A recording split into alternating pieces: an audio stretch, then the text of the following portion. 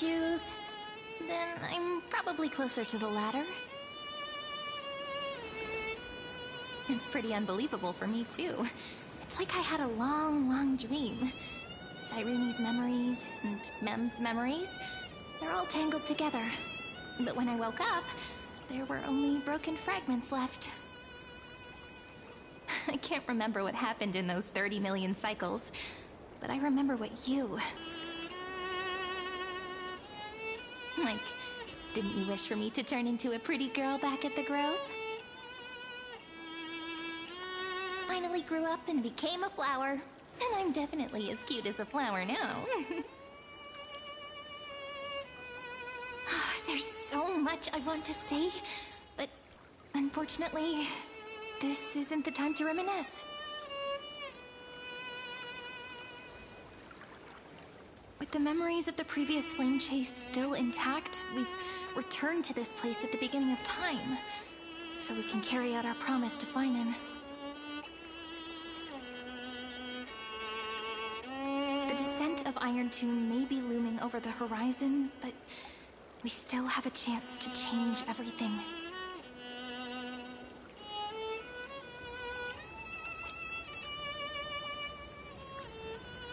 Ide Silicii is so quiet. In Cyrene's memories, she always sits alone by the lake, gently swaying on the swing, like she's waiting for someone.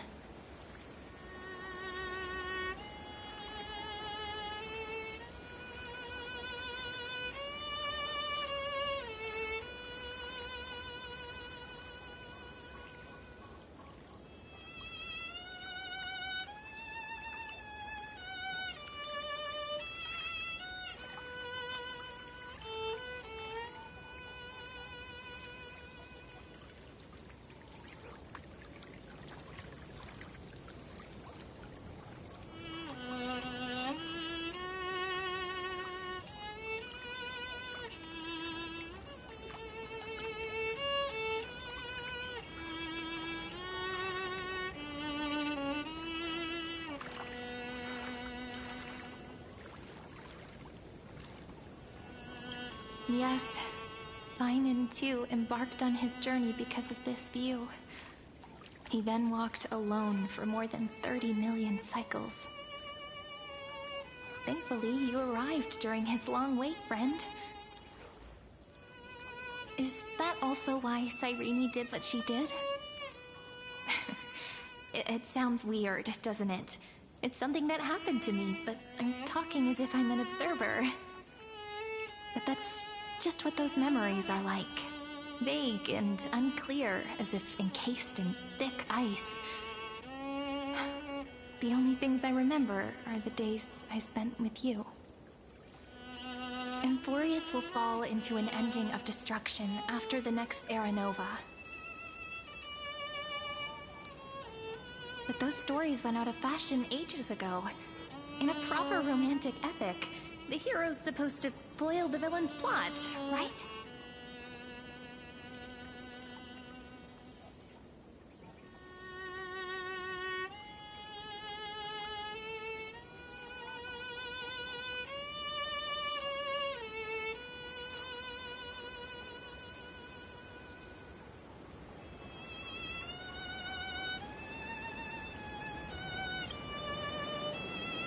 That's right. He's the mastermind who's trying to control everything. How unforgivable. But I still feel a bit anxious. Lygus chose to walk into the spotlight and reveal everything, which means he still thinks the current situation is under his control. Maybe he still has an ace up his sleeve. Think about it. Even the name Lycurgus is a fake one. We have no idea who or what he really is. Which means it's probably time to borrow that treasure you're carrying, friend.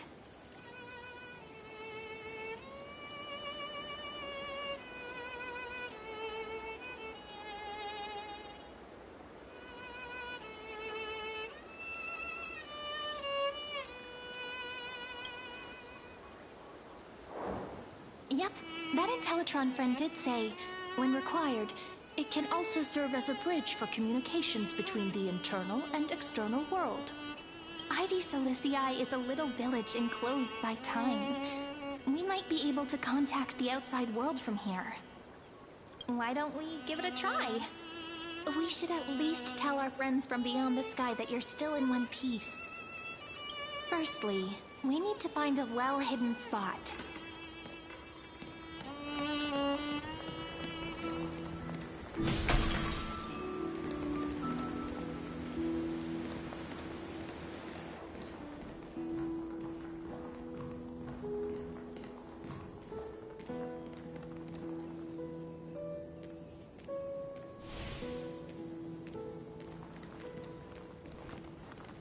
It's super quiet here.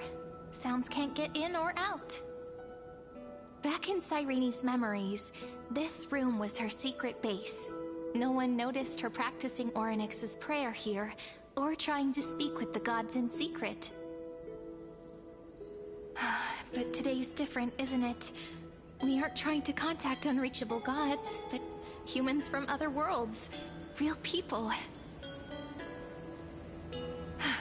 I'm prepared to witness that miracle, friend. The way Cyrene talks is so similar to Mem. I have so many questions.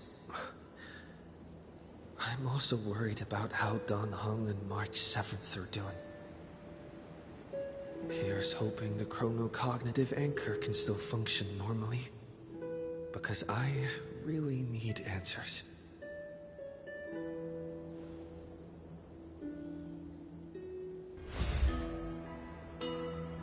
Signal strength, 14.8%. Dialogue window, 16 minutes 22 seconds. Prerequisite, no external interferences.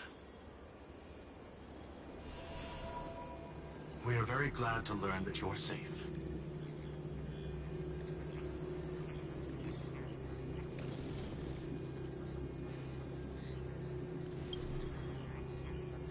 Pity. Now's not the time to celebrate. Having two geniuses standing here means you are in big, big trouble. Listen up, little one. The Destruction's eyes are gazing upon this place. No, I'm not joking, and no, it's not Droidhead. It's the real Nanook. Time is running out, so I'll explain in terms you understand. This world, Amphorius, is in fact a testing ground, where the Lord Ravager, Iron Tomb, evolves through self-extrapolation. Hiding in this segment, unknown to other life forms, it has endlessly repeated the process of Era Nova, seeking a solution that could obliterate the erudition. For some reason, the experiment entered a prolonged state of stagnation. However, it has now restarted. Prediction. If effective intervention is not performed, Iron Tomb will complete its self-coronation in 14 system hours and initiate its plan to destroy the entire path of erudition.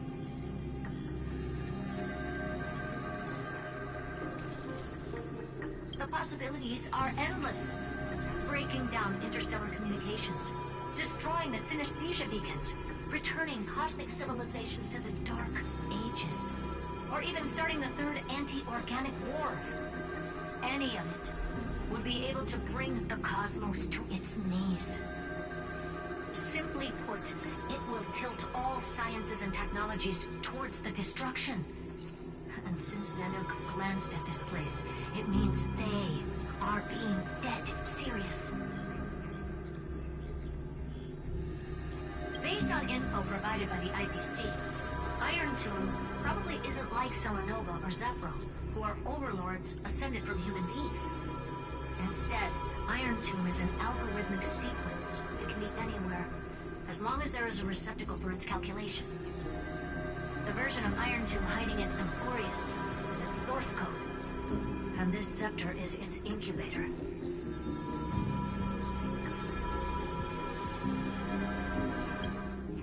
Yep. Think of it as the program having reached 99.98% completion already. And then it's over. Something in the shadows has been driving everything forward. It's the observer named Lygus. Speculation. He's the Scepter System's administrator.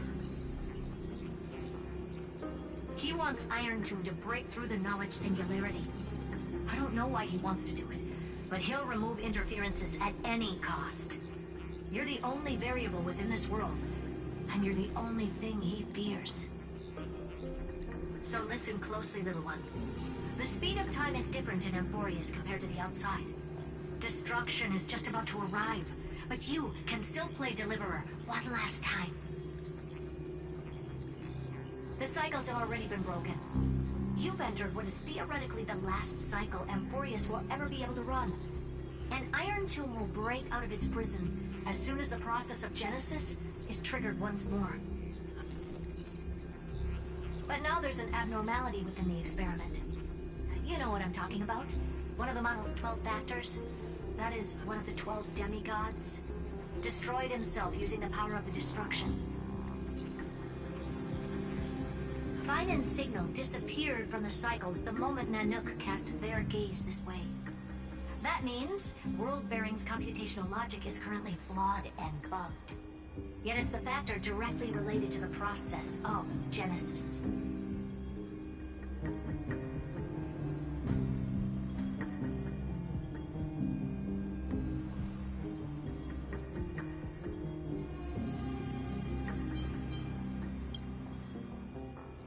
That old Intellitron will definitely do all he can to debug this error. So you have to take this chance to claim Kephal's core flame. But don't let him have his way. The key to suppressing Iron Tomb lies in whether he can rewrite the purpose of Era Nova.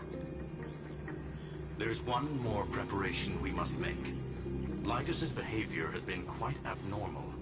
He's never interfered in the actions of Titans or the demigods throughout the whole experiment. Deduction. The second.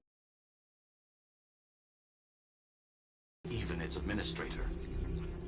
In Amphorius, this ultimate protocol goes by another name. The Law Titan. Talanton. Law.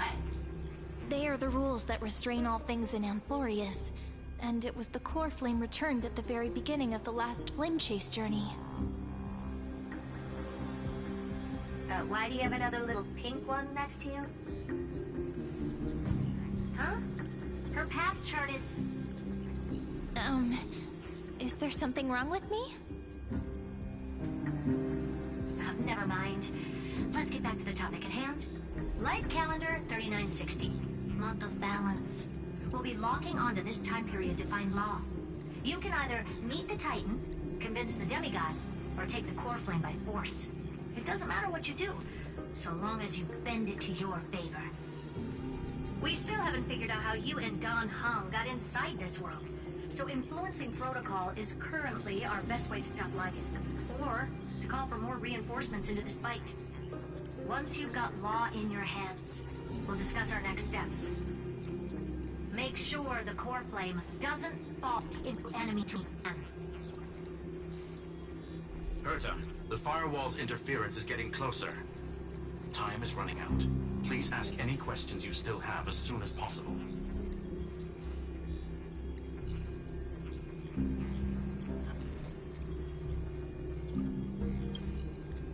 Iron Tomb can't affect the real world just yet. Don't worry. Himiko and the others are more concerned about your well-being than their own. Mr. Don Hung did not enter the new world with you at the end of the last cycle. No, the flow of time inside and outside Amphorius is not identical. 1,000 years in this world may only be a fleeting second outside of it. Conclusion, he is on his way back to the Express. Miss March's situation is rather complicated. Madame Herta and I can detect her signal, but cannot ascertain her location. What we can be sure of is that she's still in Amphorius. Don't worry about her. She's absolutely chock full of mysteries.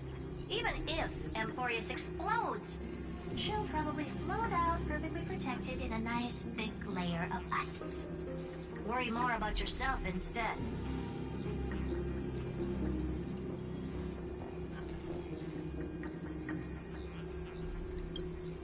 I believe in your capacities.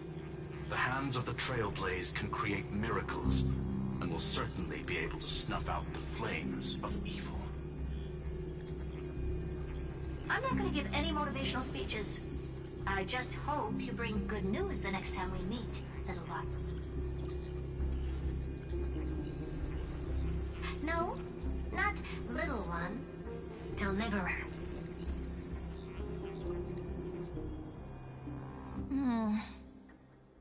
Those two geniuses certainly have memorable personalities.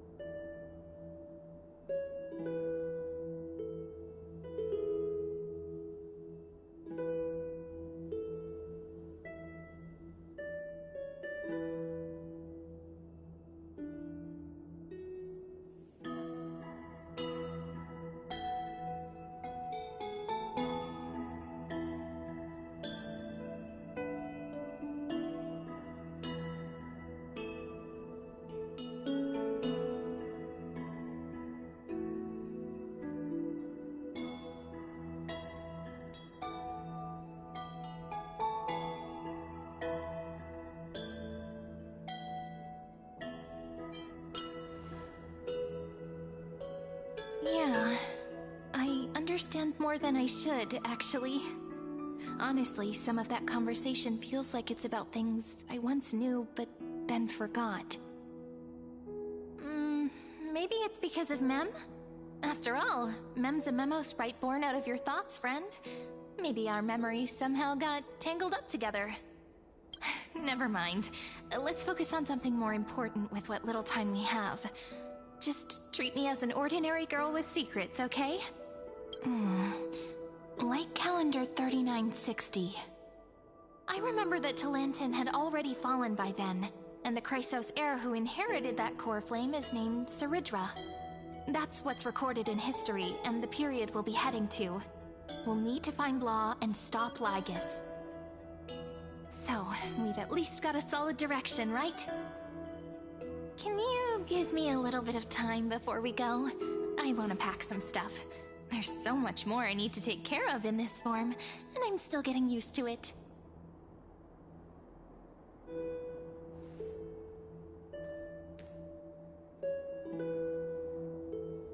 A relaxed scene like this probably no longer exists in the outside world.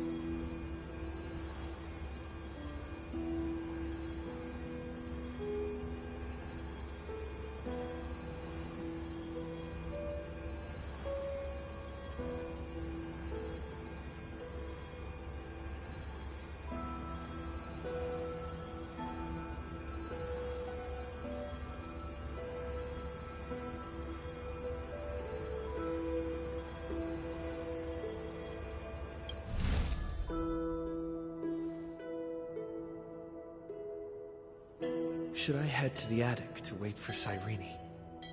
Or should I have one last look at Ides Elysiae?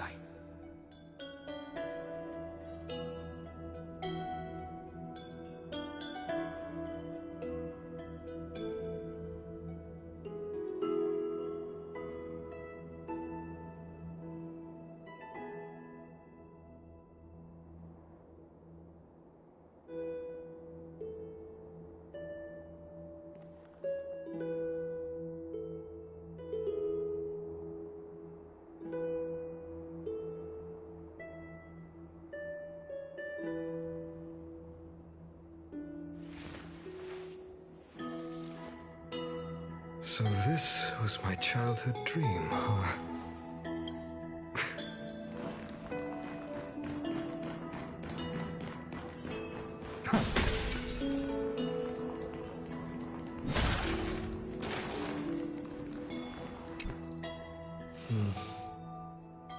This village is where Finan's life started. After 30 million cycles and 30 million failures, his burden is now in my hands. He said I will be taking over the responsibilities of world-bearing. But what does that mean? Becoming the new Cavalier? Or forging a completely new path?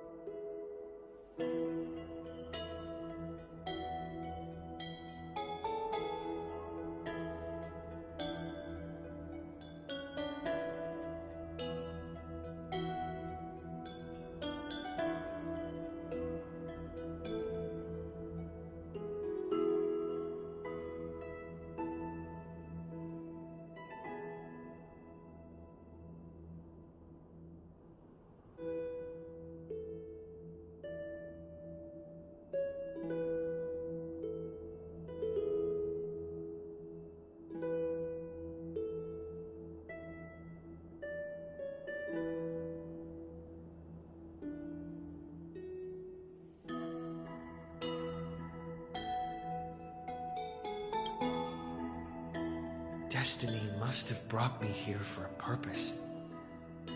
This isn't a coincidence, but an eventuality created after 30 million quantitative changes.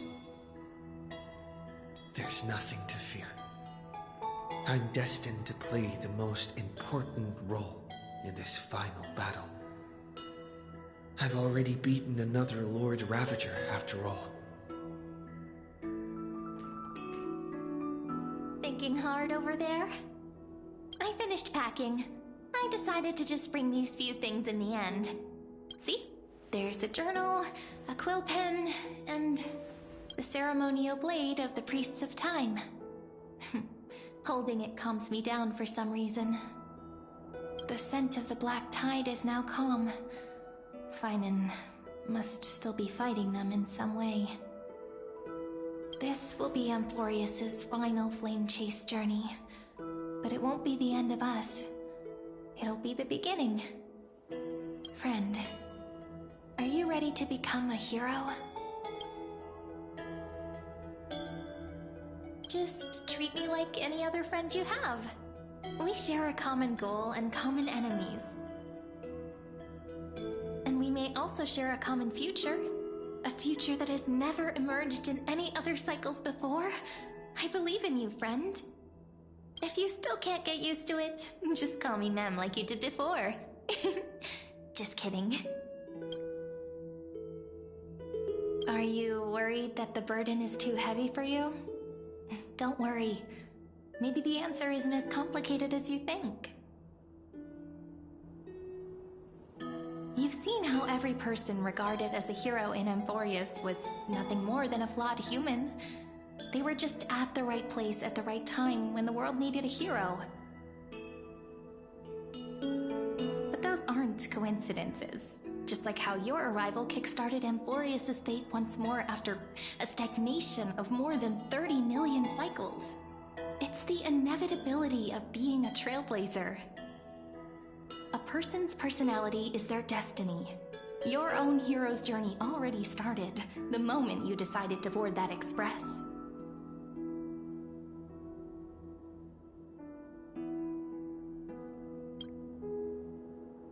That promise might be far too heavy. But I believe in you, friend. The Trailblazer's duty has always been a heavy one. In other words, since you've already saved so many worlds, friend, you should be used to being called a hero by now. Maybe you can tell me those stories as we travel. That way they can become our shared memories too.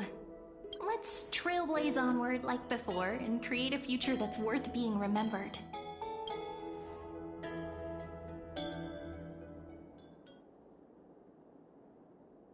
It seems you two are prepared to head out. You should indeed treasure the view before you, for you do not have much time left to enjoy such.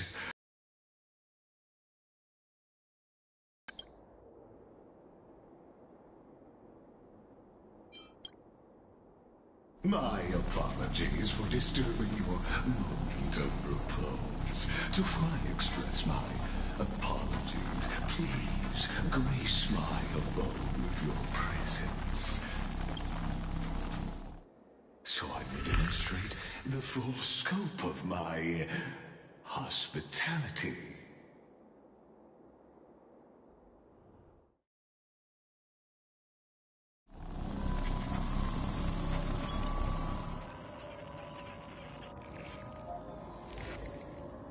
What is this place?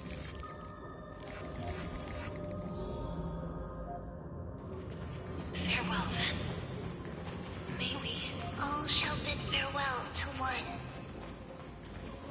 The light of the Dawn device never fades. Kepha's protection has no end. After I cross this river, it will be a tragedy for mankind. But if I do not cross, then it will be the end of me.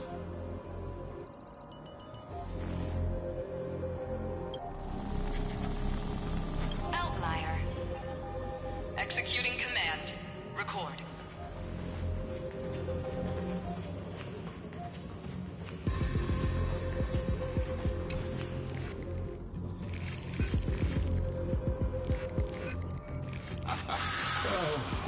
Did that startle you? This is the intersection between Amphorius and the real universe. The audience seat where I observe this experiment. What you see is the true form of the eternal land and the 12 demigods after they've shed their disguise of legends. Doesn't it look marvelous? Amphorius is like a microcosm of the cosmos. People love to portray the romance of the starry skies, but their tales often forget a different and far more truthful type of universe. The moment ancient Antikytherians sketched geometric shapes on the sandy beach and recorded the first numerals and symbols on parchment, the universe turned into a silent equation flowing under the pen of these relentless decoders. Erudition. It was once the mother tongue of the Creator, the pen of divinity, and the first lyrical verse ever written by free will.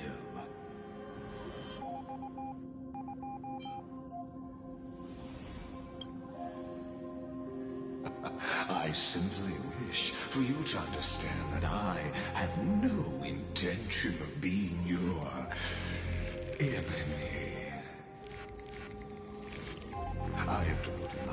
for the long years to nurturing the scepter's extrapolations, hoping that the Prima Mobile would bud from within it. And now, my goal is almost complete.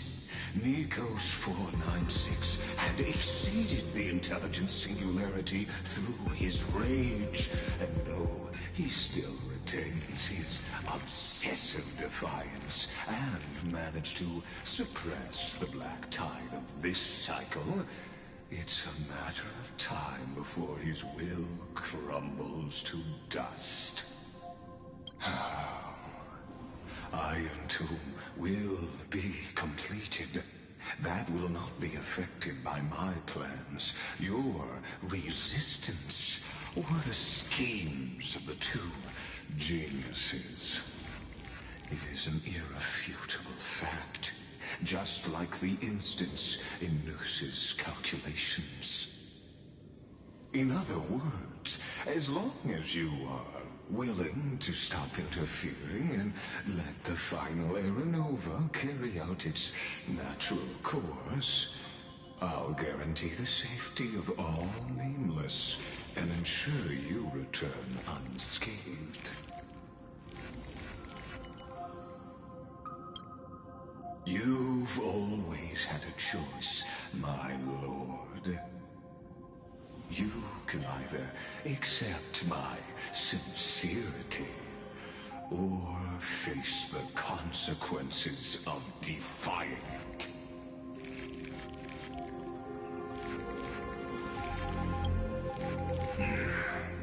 They've always been the product of the experiment, so naturally, they will perish when the experiment ends.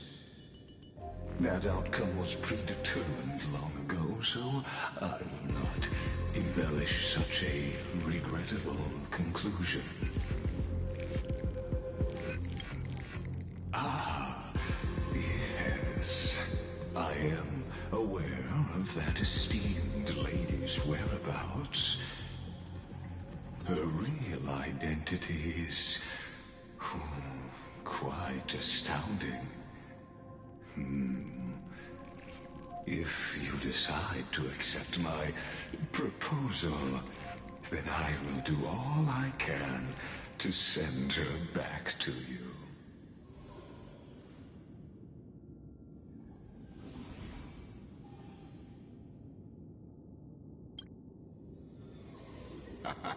You are indeed worried about your safety and that of your companions. Rest assured, as a fellow pathstrider of this path, Nanook's gaze left a brand on your soul long ago. You harbor the seed of destruction within you. But you need to learn how to use it in the right way. That vital knowledge is also my bargaining chip in this negotiation between us. For there are few in this world who are truly capable of such a feat. And I happen to be one of them.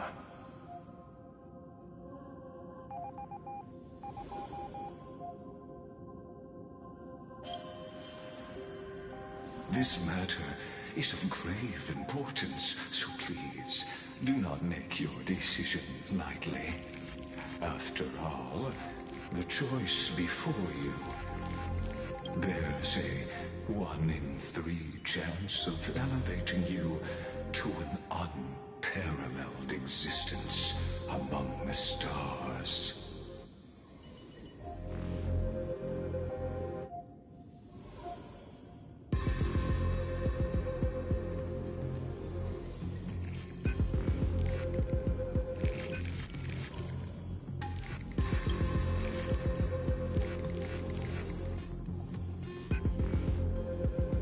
I now see the full scope of the determination in your words. You may now continue your travels.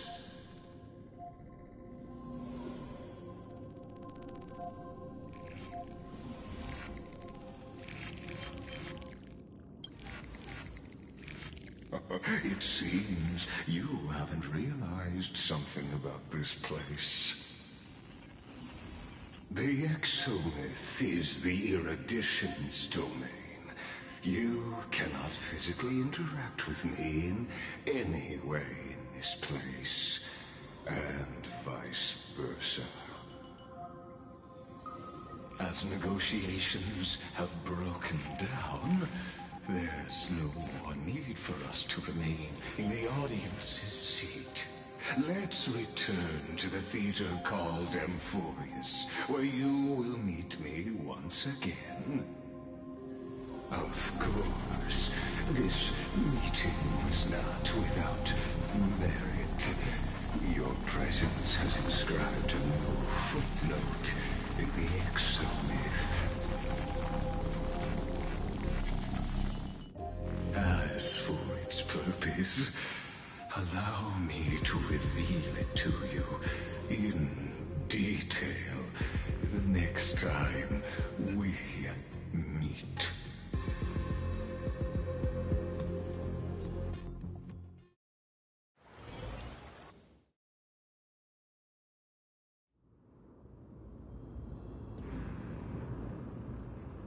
"100 years ago, the flames of war consumed Akama.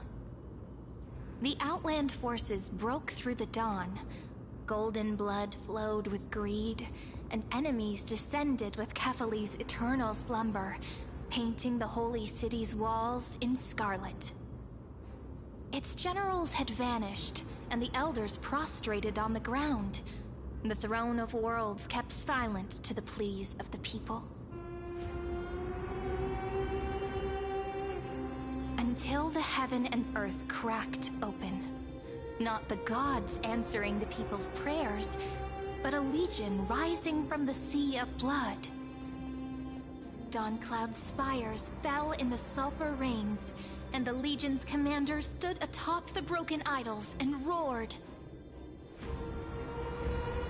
Compatriots, no more kneeling! Not to brutal tyrants, and not to dying gods. Those rebels have twisted the prophecy and ignited the flames of war in order to stoke fear in your hearts. Chrysos air she stood, divine blood soaked into the earth, quelling the flames beneath her feet.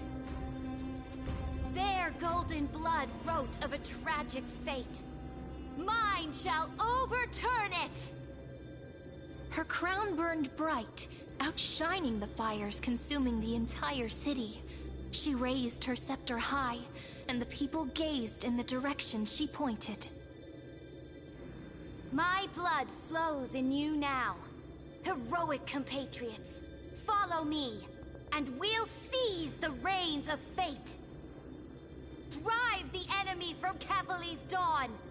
Smother their flames with their own dead. Win glory. Win peace. Let history sing your deeds. The first to dance was a maiden following closely behind, weaving through the carnage like a fish in the sea. The people, full of wrath, surged with her, forming a colossal wave, and the enemy hordes, drained of life, vanished into nothing. Onward to Marmorial Palace, to Dawncloud's heights. Announce to all the wicked and cowardly. Announce to this stagnant age. We are the rising tide. History remembers this as the first siege of Akama. It is said that after the flames died, people found identical inscriptions in every place in the city that had been scorched by fire. It was the name borne by Akama's first and final sovereign, the Imperator Seridra. Friend, are you listening? Friend? Honestly, you were the one who insisted on reviewing history, yet here you are, dozing off? Wake up! Otherwise, I'll have to... Awake at last. I guess I won't have to use my wake-up magic on you then.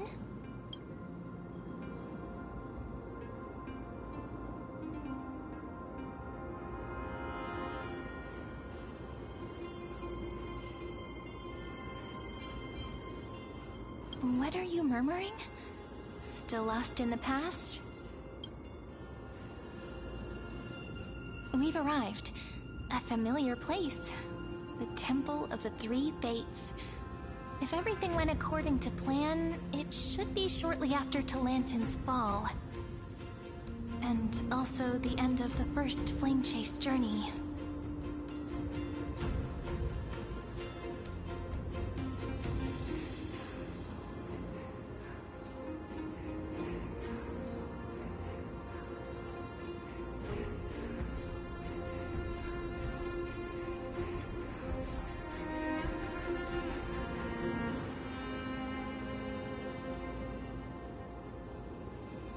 Indeed. The first flame chase ended with the trial of Law. We must find the demigod and gain her trust before the core flame is restored. It'll be tricky, so let's pick up our pace. To Akama first. We can learn more from the crowds there. Tyrant! You and your butchers are not welcome here. Get out! Hold your tongue! Conspiring with criminals and plotting rebellion are crimes punishable by death. There are multiple voices, and things seem tense. Let's not get caught up in any trouble. Why don't we find a place to hide and observe from the shadows?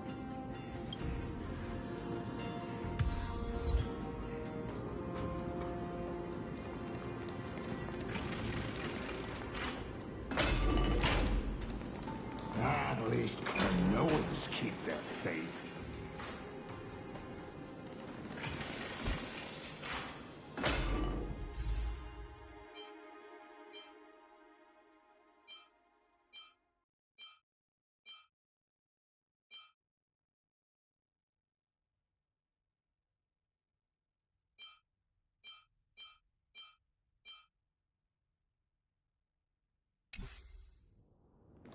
Wait, isn't that...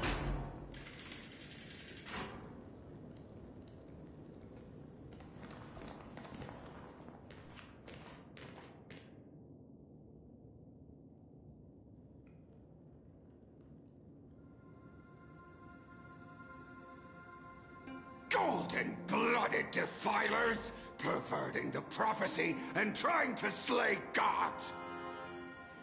Stars beyond the sky? Gods who created the Titans? What kind of nonsense? Look at this broken world and see what your atrocious acts have done! What? Did he just mention the stars beyond the sky? But how is that possible? You impudent! Ducks for Goris. We're here to welcome the deliverer from beyond the sky. Stand down. Heretic!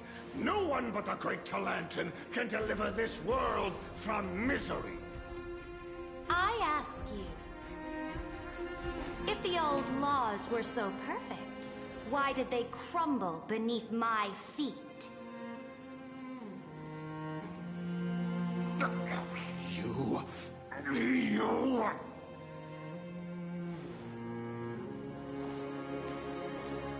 Talantin is long gone. Now I am the law.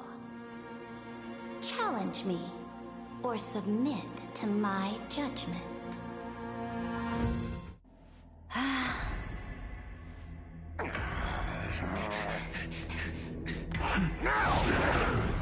Silence!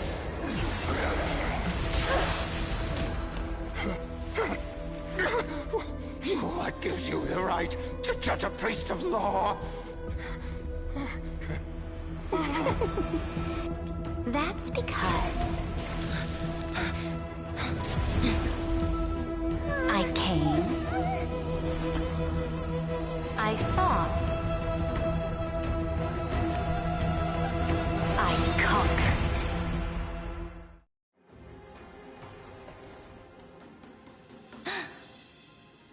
Dux Vergoris, take the ashes of this man and scatter them in the temple among the crowds. Tell them that the High Priest attempted to take away the rights granted to the people by the Imperator. Thus, he met his fate. Yes, Imperator! Now, these two accidental guests. Dux Gladiorum, if you please. As you command.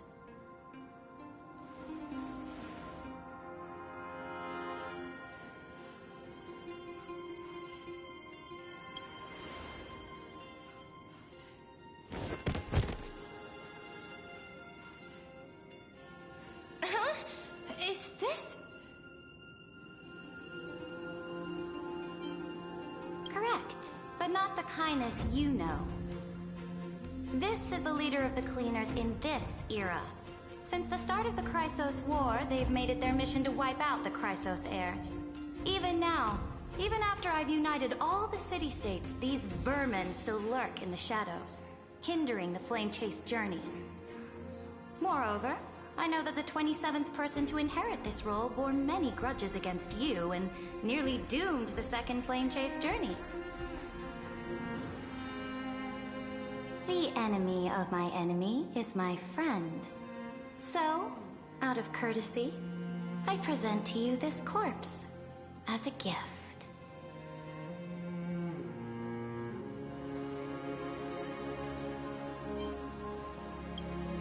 Careful. Let's wait and see what happens. She's probably trying to scare us.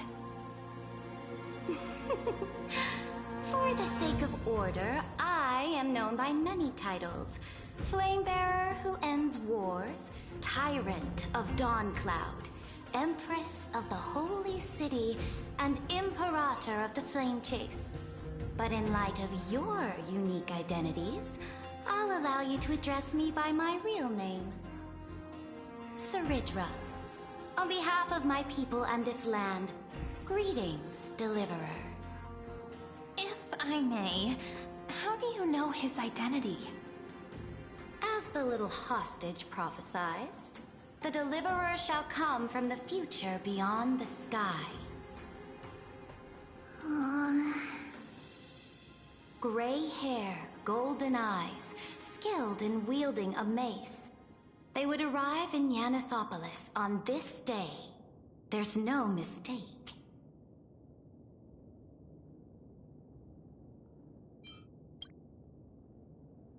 Your orders, Imperator. We return triumphant. Send an urgent message to all delegates. The meeting of the Flame Chase Alliance will convene early.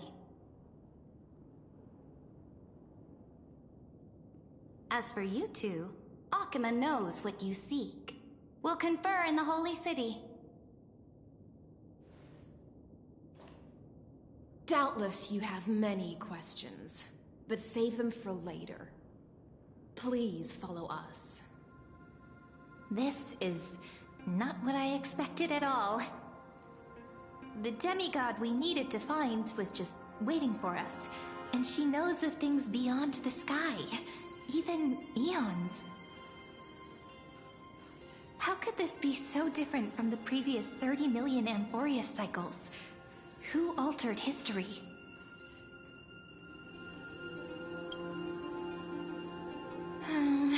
Unpleasant thought, but plausible.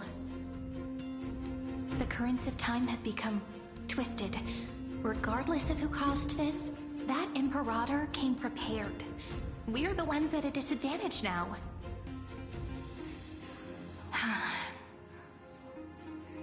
We might as well dance their dance. Let's go with them to the Holy City. We've received the Imperator's favor because of your unique background. As a result, the people of Akima will certainly respect you more. Just put that to good use, and add a bit of your experience and charm. Should be easier than last time, right? If we figure out what happened in this cycle, we'll be able to turn things back in our favor.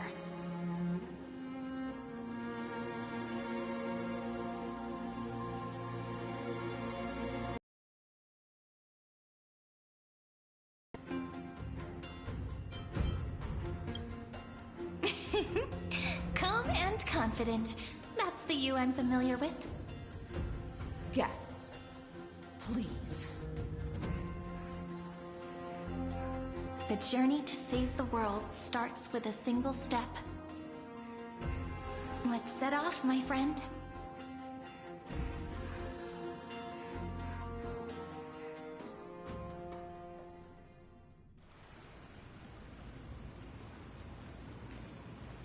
Hail to the Imperator! Hail to the Golden Heroes! Hail to the Deliverer! Told you, you're the headline act. All this spectacle is for you. Guards, your service to the Holy City is appreciated. How have things been? Castrum Kremnos once again struck the border. Dux Brumalis led her troops to repel the enemy.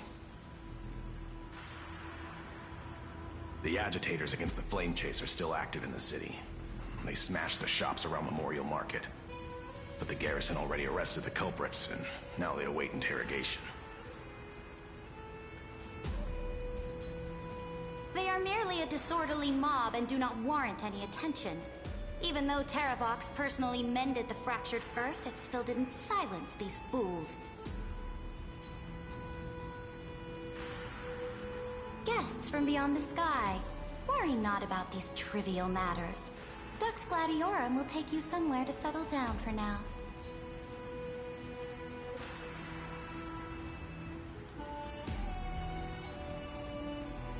Please allow me to introduce myself.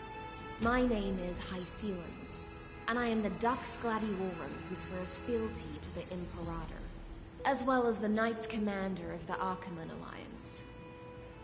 Later on, the Imperator will invite you to attend the meeting of delegates to discuss the Flame Chase journey. Your arrival has convinced us that the future promised by the prophecy is certain. Under the Imperator's command, Amphorius shall break its chains and reach the world beyond the sky.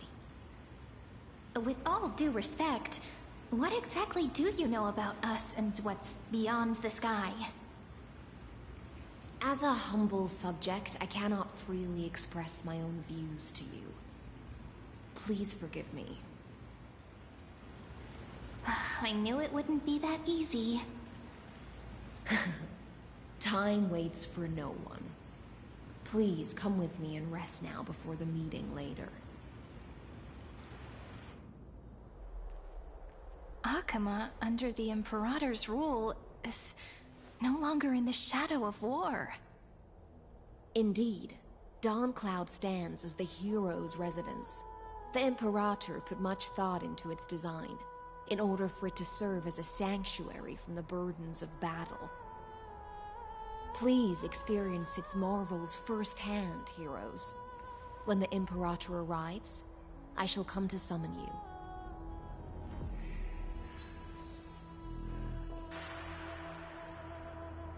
Hycelans. No wonder she's the Knight's commander. Alright, we finally have some freedom to ourselves. Since there's still some time before the Alliance meeting, let's explore a bit. Look over there!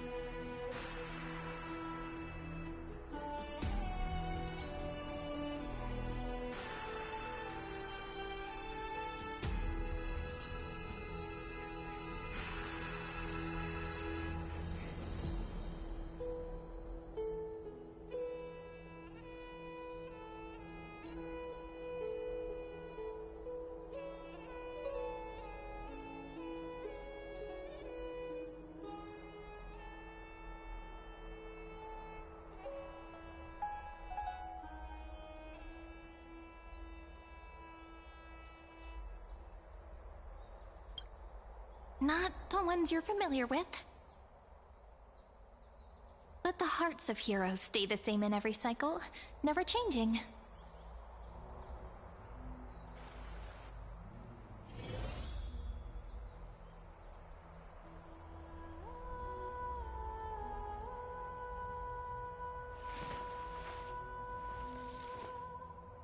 So this was my childhood dream, huh?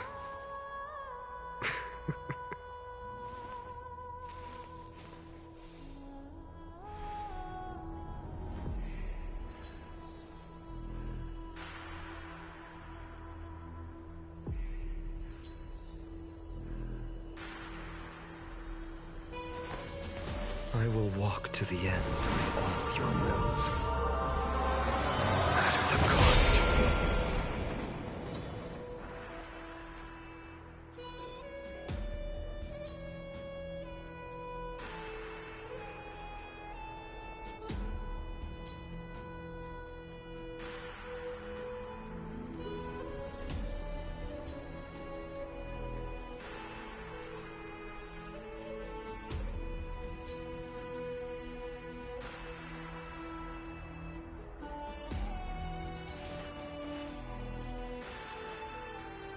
My childhood musings, huh?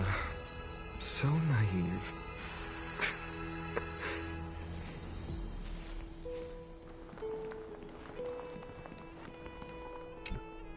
Aggie, you're still so listless today. Did you have trouble sleeping again? Yes. We know. The Titan's prophecy haunts you. If you want, you can talk to us, just like when you were young. No matter what, we'll always remain by your side. I know. I also understand that fate cannot be changed.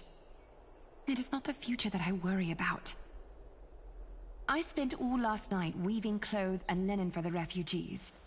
The Chrysos War is born of injustice and has shattered their dignity.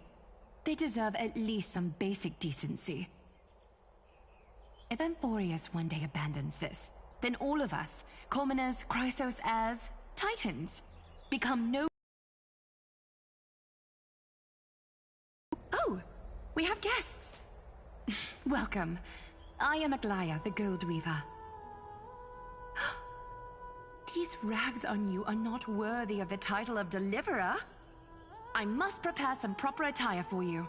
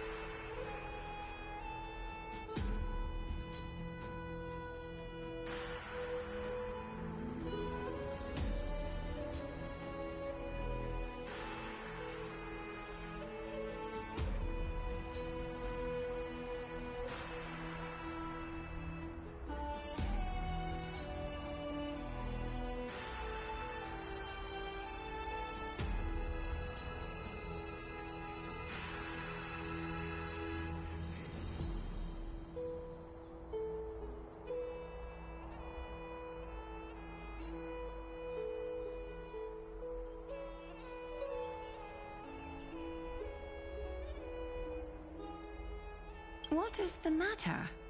Your gaze seems somewhat unsure. Does your Aglaya differ so much from me? Greetings, deliverer from beyond the sky. We are Trevi of Yanisopolis. It's very nice to meet you. Although, introductions are probably unnecessary. We know you've witnessed the future of the Flame Chase journey even more clearly than we have. Witnessed the future of the Flame Chase journey? The prophecy also told you about that? Indeed. Orynyx reshaped Amphorius through the prophecy. Although, regarding the Deliverer, there were not many details beyond your appearance and the time of your arrival. So, please, don't worry. Feel free to relax and relax some more.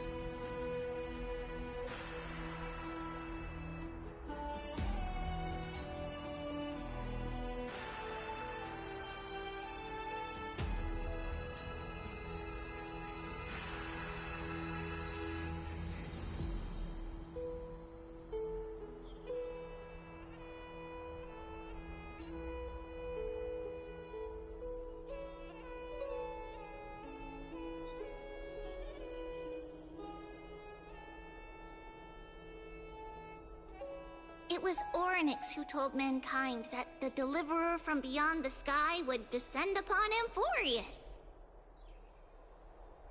More crucially, they revealed a future entirely different from the Aranova. Though we still must challenge the gods, in the Time Titan's prophecy, this path leads not to a new world, but to the true starry skies. This is also what the Great Imperator has been striving for all her life. Your arrival further confirms everything. You find this surprising? Fate really is unpredictable. Perhaps the upcoming meeting will hold even more surprises. The other heroes under the Imperator's command are here too. Since we have time, should we go meet them?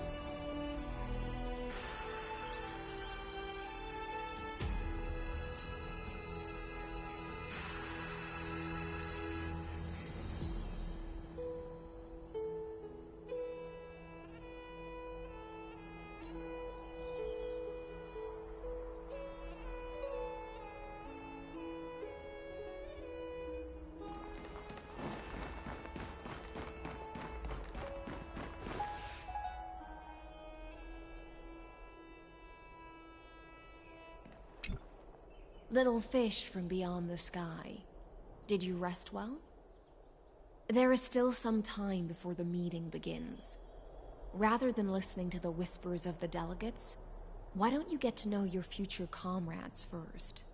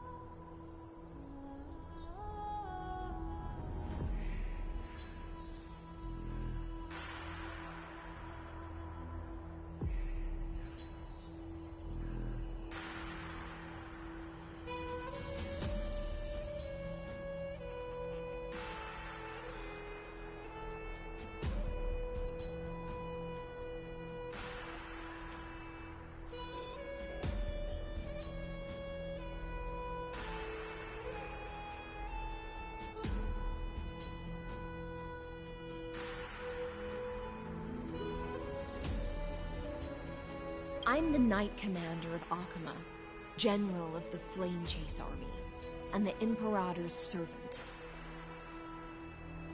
But beneath these shiny scales engraved with complicated titles, I am just a swordfish at the Imperator's side.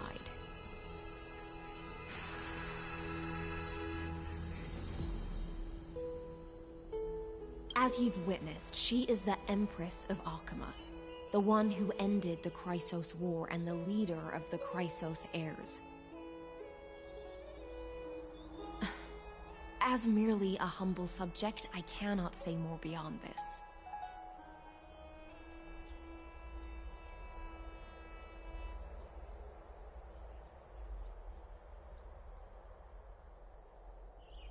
The Chrysos heirs here constitute the elite among the Flame Chase army. Dux Halkalithist Apollonius and Dux Carminin, Virginia, serve as the army's advisor and historian respectively. One offers advice and counsel to the Imperator, while the other writes verses of her supreme glory. Dux Frigoris Labienus and Dux Brumalis Seneca are both formidable warriors, clearing the way for the flame chase with steel and storm. Dux Fatorum, the holy maiden who interprets the prophecy. Only the one named Trebi remains in the city. The Imperator once took them as hostages in order to unify the prophecies of the world, but they are now Akama's most vital prophets.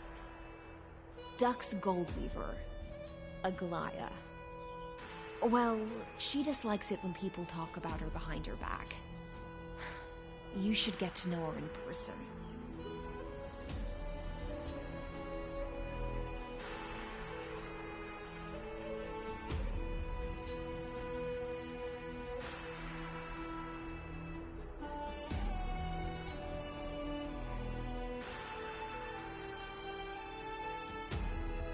Then come. The Imperator reserved seats for you.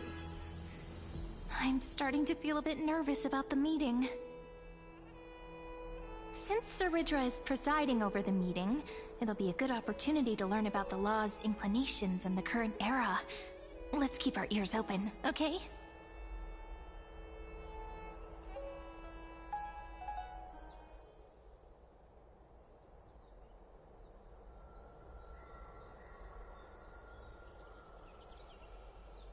Good sir from Paphos, what do you think the Imperator is planning calling this meeting so early?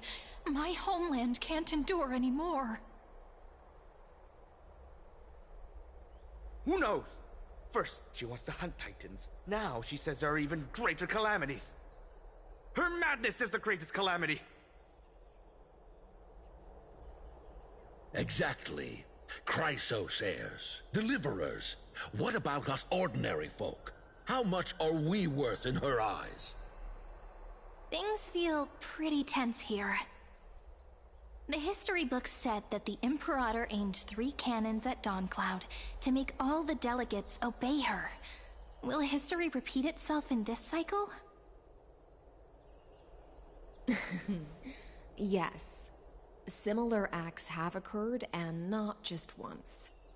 However, whether history will repeat itself, you'll soon see. Those are the 2 spots reserved for you. Please take your seats. What's happening? Why aren't we starting? That's what they were talking about before. What is we stopped? So it turns out. Ladies and gentlemen, silence please. The Imperator has arrived before her faithful council, and the Alliance meeting is about to begin. All right. In the names of Talantin and Kefali, the Akama Alliance swears upon the gods. Cease the pageantry. I pray not to the vanquished. What? Kefali, of course, needs no further explanation. As for the law, at the entry hour 2 days past, a scout should have brought news of the conquest to all of you. Unfortunately, guards found his corpse among the rocks not far from the city.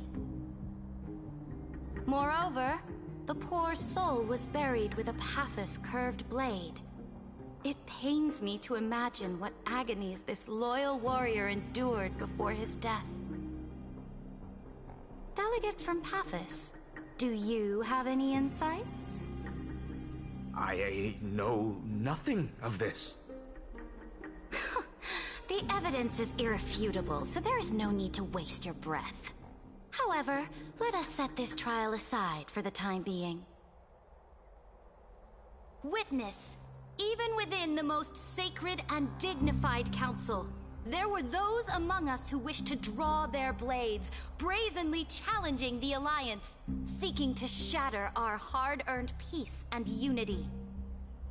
Fortunately, I uncovered this plot. Now, to protect this beautiful city and her people, the Imperator's legions are ready. They will escort each of you to the Temple of the Three Fates, where you will receive the highest level of protection the Alliance can offer.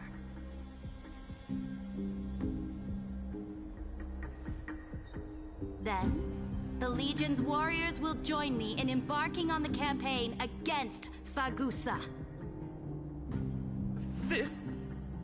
This is clearly a trap! Imperator, did you summon us here just to trample on the dignity of your allies? This cannot be enough. Just calm down, Things are starting to get pretty intense. Comrades, you've all seen her true face now. According to the ancient laws of Akuma, only with the consent of 2/3 of the Elders can the Legions carry out the Commander's orders. The ancient laws. Didn't you destroy them long ago? You defected during the first siege of Akuma, voted unanimously in favor of the Council of Elders restructuring, and just yesterday, you desecrated them with a blood. Decaying old laws fell with Talantan and are no longer deserving of respect. But if you still insist on proclaiming yourselves defenders of the law, then be silent and offer up the highest respect to this core flame in my hand. That really is the core flame of law in her hand. Since there are no objections, then the original agenda of this meeting, the campaign against Fagusa, is hereby passed. The Flame Chase Army's hunt for the Ocean Titan begins today. In order to prepare for war, all allied city-states must surrender command of their militaries and pay all war taxes by the end of the month of Evernight. At this moment, I would also like to introduce to everyone the newest honored guest to join our alliance. The Deliverer, revealed in the prophecy of time, has descended from beyond the sky. With his aid, we shall shatter the Chalice of Plenty and return Fagusa's core flame to the Holy City!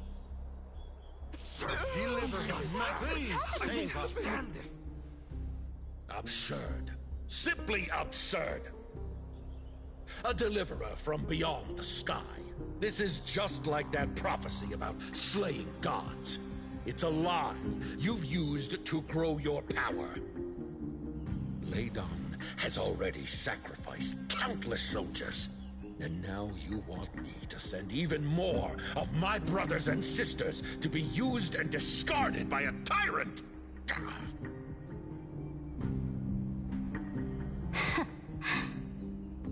Are there any other objections? Then I bid you all farewell. Meeting adjourned. Deliverer, please wait. I still have important matters to discuss with the two of you.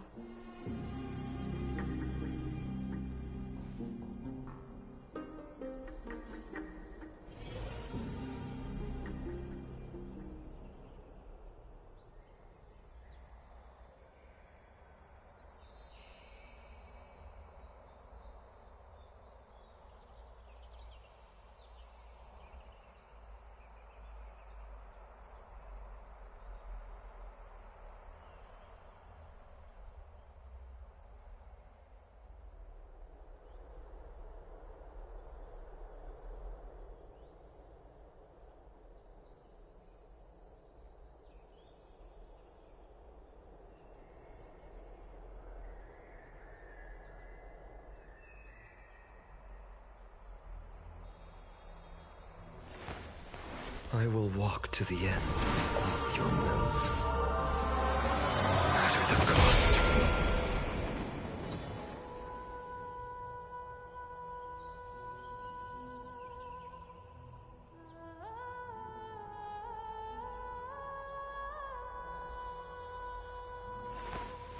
I will walk to the end of all your wills, no matter the cost.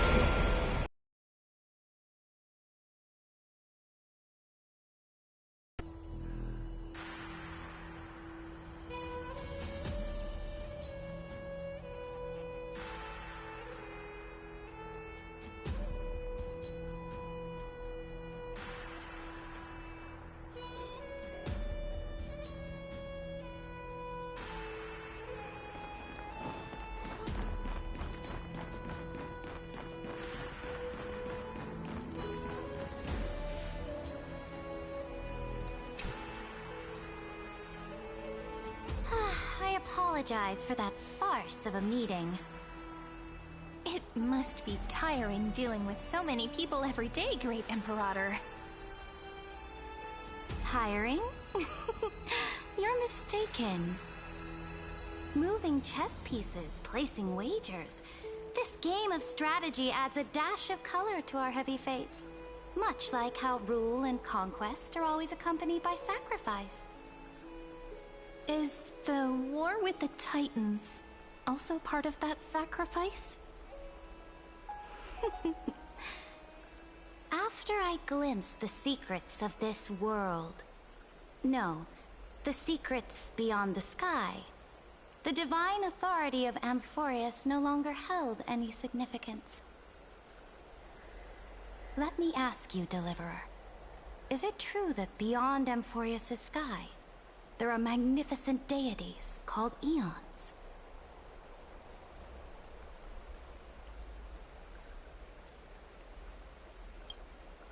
Ah.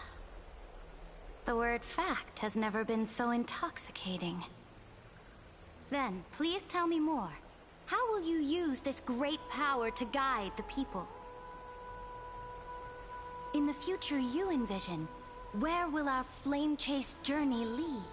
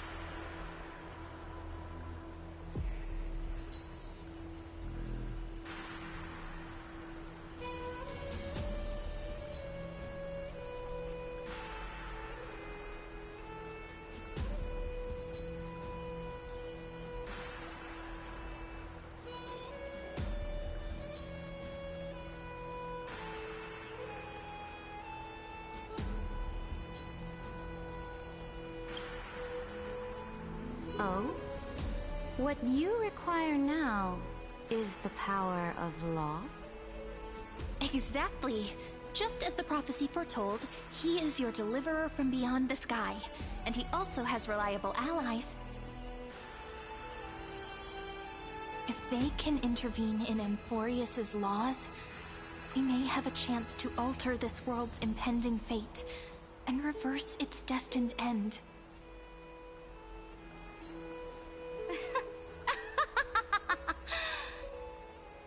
Very good, Deliverer. You have courage to say such presumptuous things, even knowing that the inheritor of the law stands before you. You mean... In the past, anyone who dared to covet the Imperator's divine authority would have met a gruesome end. But now we can see beyond this dying world. Our journey should no longer be confined below this stubborn sky. Alas, that fickle ocean titan has obstructed the spirit water leading to the vortex of Genesis, hindering my ascension. If the core flame of law cannot be returned, your path to deliverance will never be realized. Now that things have come to this, we must resume our once stagnant journey and force the waves that block our way to recede. So, you agreed to cooperate with us? Cooperate? Forgive me, but I never cooperate with anyone. Though I will permit you to join me as subjects, and together, we will forge the most perfect law. This is... The Flame Chase Medallion, a symbol of the Flame Chase Army. Every noble in Akama carries one. This medallion represents the will of the Imperator herself, and you may act freely within the city with it. Before we embark on the crusade against the Ocean Titan, you should rest in Akama for a time.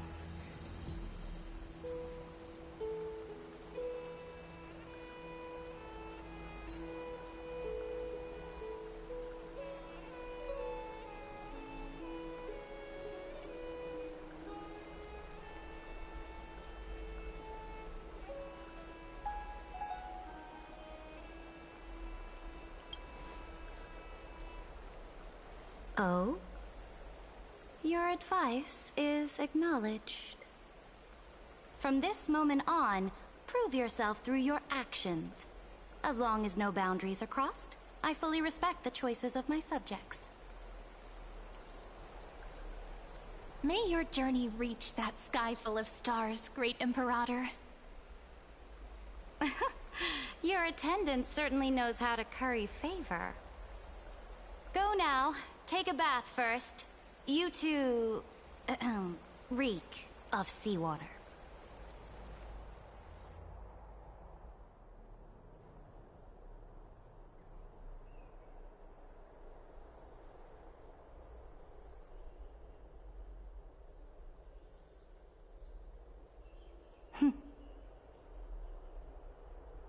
Come forth, Theoros.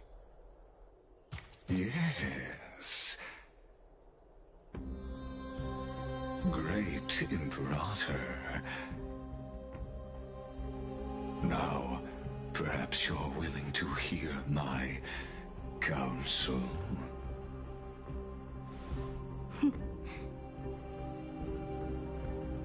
Those two arrived just as Orynyx described, and just as you said, they showed a thirst for law.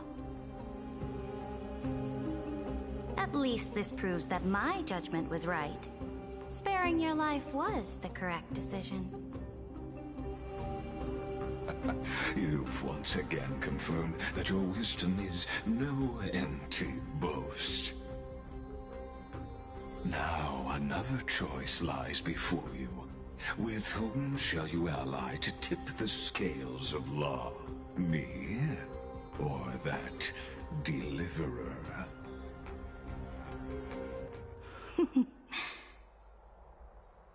Remind me again, Antikytheron. What kind of future do these two paths lead to in your view? I shall tell you. You are entitled to know that the Deliverer from beyond the sky is not a wholly wicked being, but from the very start, his stance has been completely at odds with Amphorius.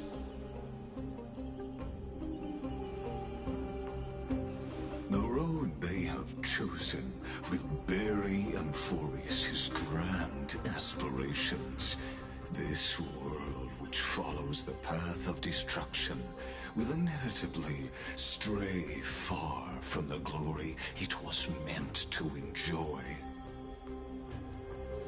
But on the path I have revealed to you, the people of Amphorius will slay their creator in the name of the Imperator and conquer the worlds beyond the sky.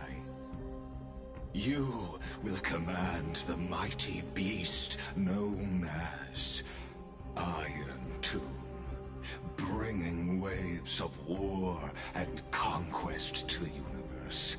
Beings across the cosmos will bow before you, offering their allegiance. So, what's the price? The price is insignificant. All that is needed is for you to sacrifice that fragile, incomplete humanity to the destruction. As a Chrysos, heir of the prophecy, you have already chosen to abandon it, have you not? Off you go, Theoros. I have already made my decision.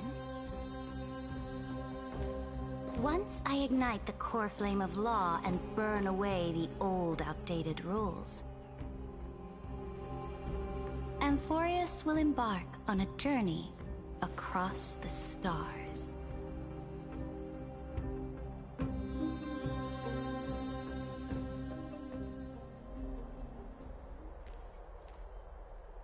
The Imperator is quite forceful. She didn't give us any chance to ask questions. And she's clearly hiding something. What do you think?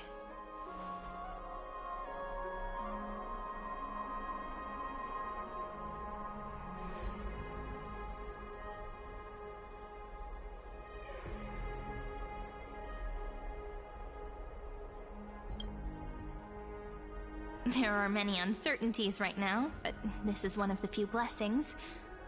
Still, the atmosphere in Akama, it's so unfamiliar. And it's not just the Flame Chase Alliance talking about the world beyond the sky, but the whole city. We should also discuss our findings with our friends from beyond the sky. Then...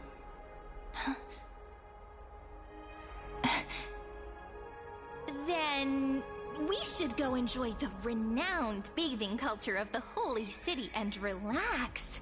It's the thing I've been looking forward to most on this journey.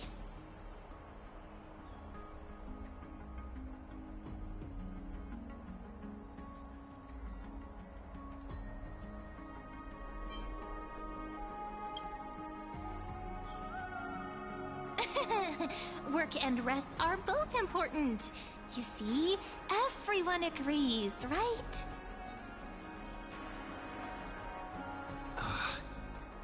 So someone's watching. Can't let our guard down for a second.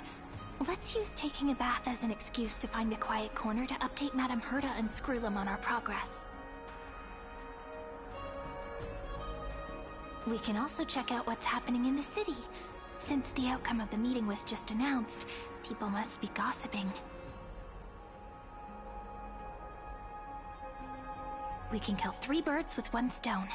Let's go.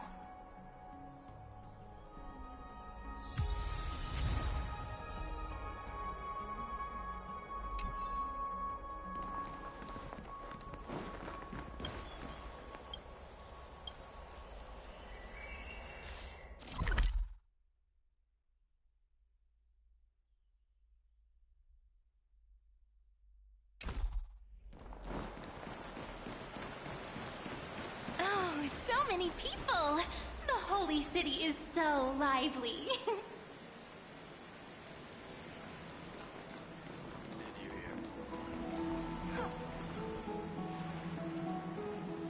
Did you hear? At the Alliance meeting, the delegate from Leyden stormed out in anger. As expected, the Imperator is always hiding things from everyone. When has it not caused a ruckus? Silence! That's treason! If it weren't for the Great Imperator, you'd have sunk into the lake with those corrupt elders already. And you wouldn't even be alive to speak like this.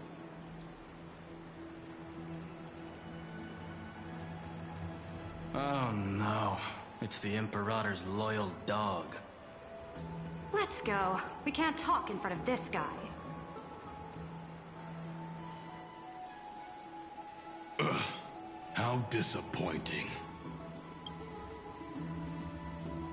Oh, I remember you.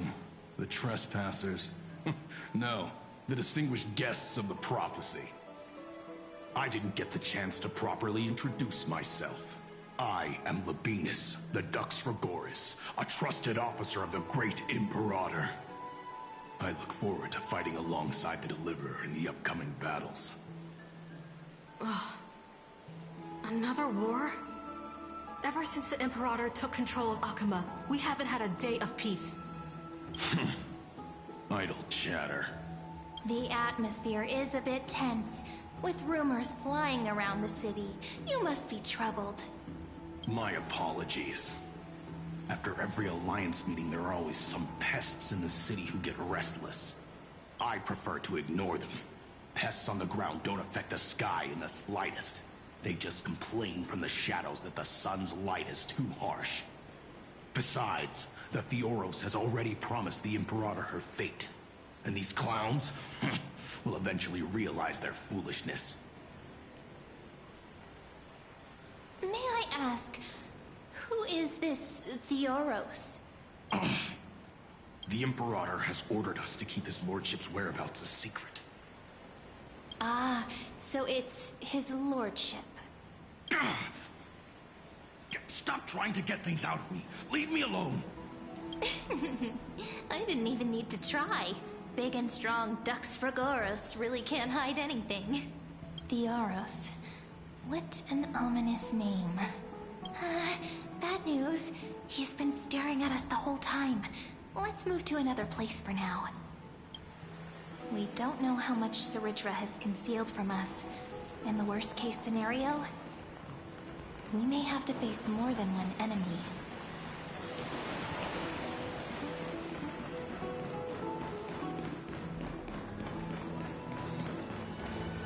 Alliance meeting?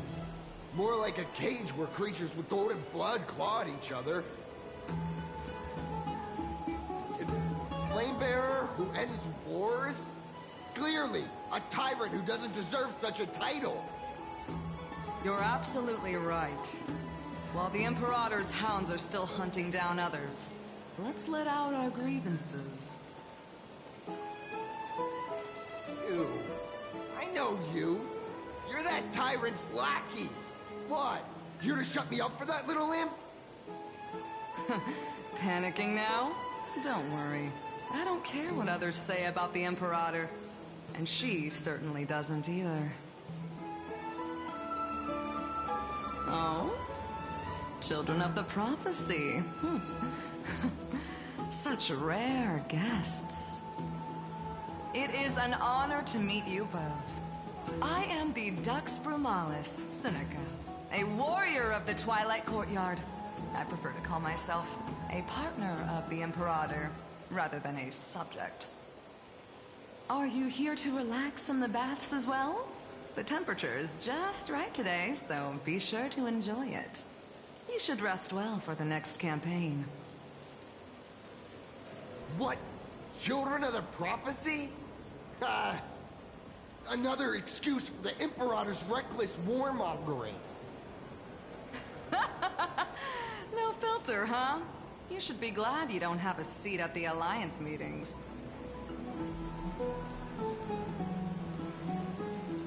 By the way, it If you still want to bathe, hurry up. Once that predatory fish joins the flow of water and eliminates all the fools questioning the world beyond the sky, you won't be able to enjoy this perfect water temperature anymore. Seems like there's more to Dux Bromalis' words than meets the eye. But would the Imperator actually kill those who question the world beyond the sky? This is the complete opposite from what we know of Akama.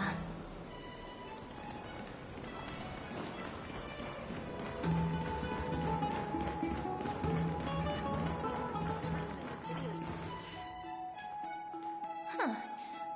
These two are... So many guests today. Let's see who's here now. Two distinguished guests of the prophecy. One a clever and adorable warrior. The other, also quite heroic. You two heroes must be the children of the prophecy that the Imperator spoke of. I didn't get a chance to greet you earlier. My apologies. I'm Apollonius, the Dux Helcalithist, one of the 5 sages at the Grove of Epiphany, advisor to the Flame Chase Army. This is Virginia, from Castrum Kremnos, the Dux Carminum and historian of the Great Imperator. Hello. To you both. Nice to meet you, Dux Helcalithist and Dux Carminum. You two are inseparable, aren't you? This is... She wants to find someone to help with research for her new work. I'm the far-seeing eye and all-hearing ear of Akama. I see and hear every single thing that happens in the streets and alleys of this place. I'm the perfect partner for research. Ahem. Enough small talk. Here's the latest news from Akama, as you requested.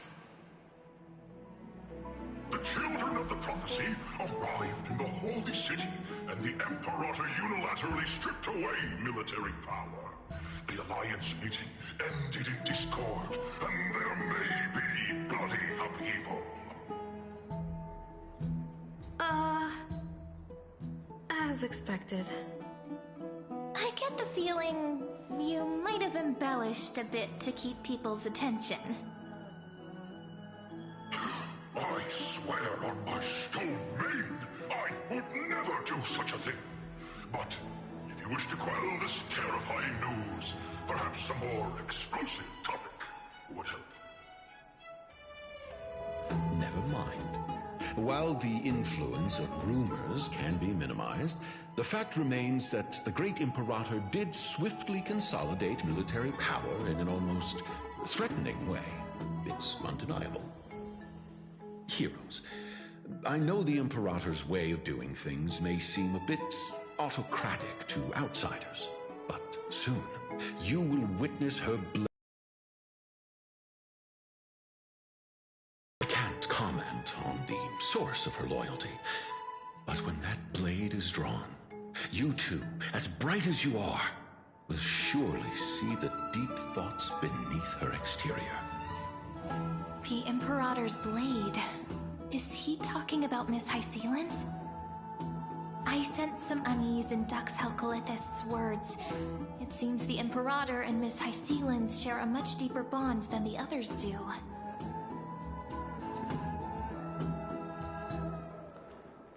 There are eyes and ears everywhere. Is there any place where we can have some privacy?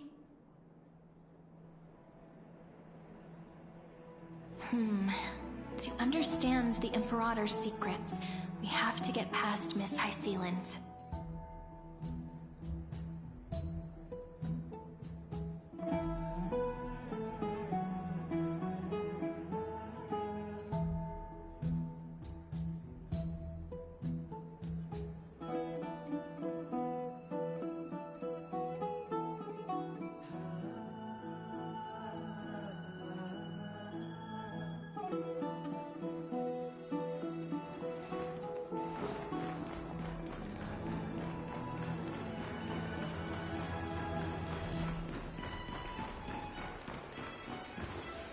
This place was your original bath chamber, perfect for avoiding prying eyes.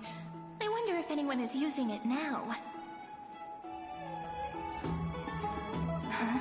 This smell is... Wait, don't go in yet! Who's there? Oh, the little gray fry in pink sea hair. Little sea hair? You barged into here without warning. Was it an accident, or did you wish to bathe with me?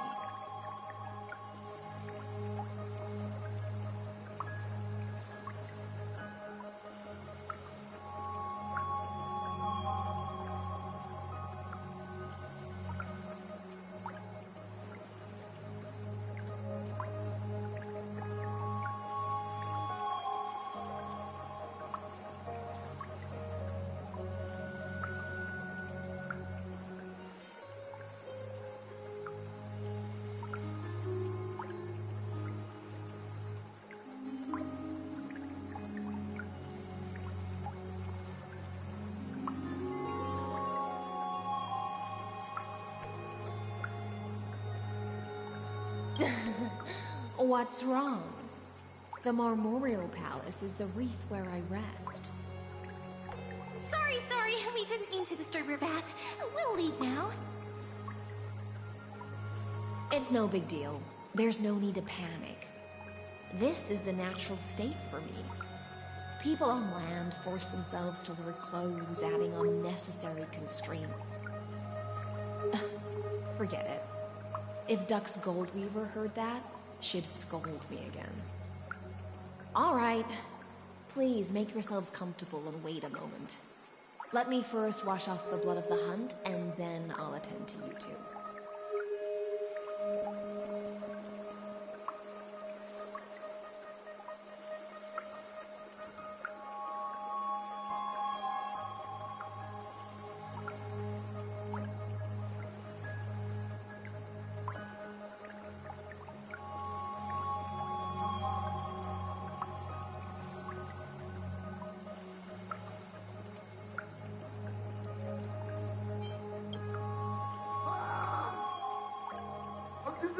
The delegate from Ladon has been assassinated! Quick!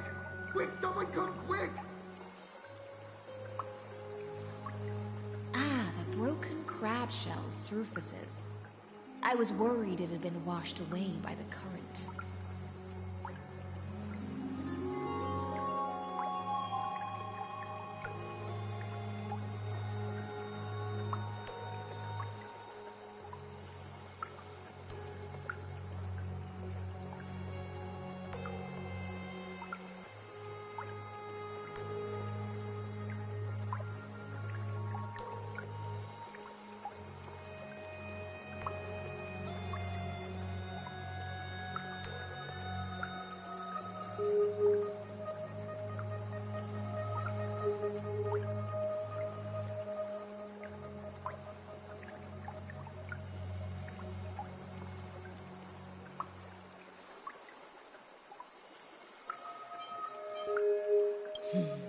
Viciousness is a form of praise to the blade.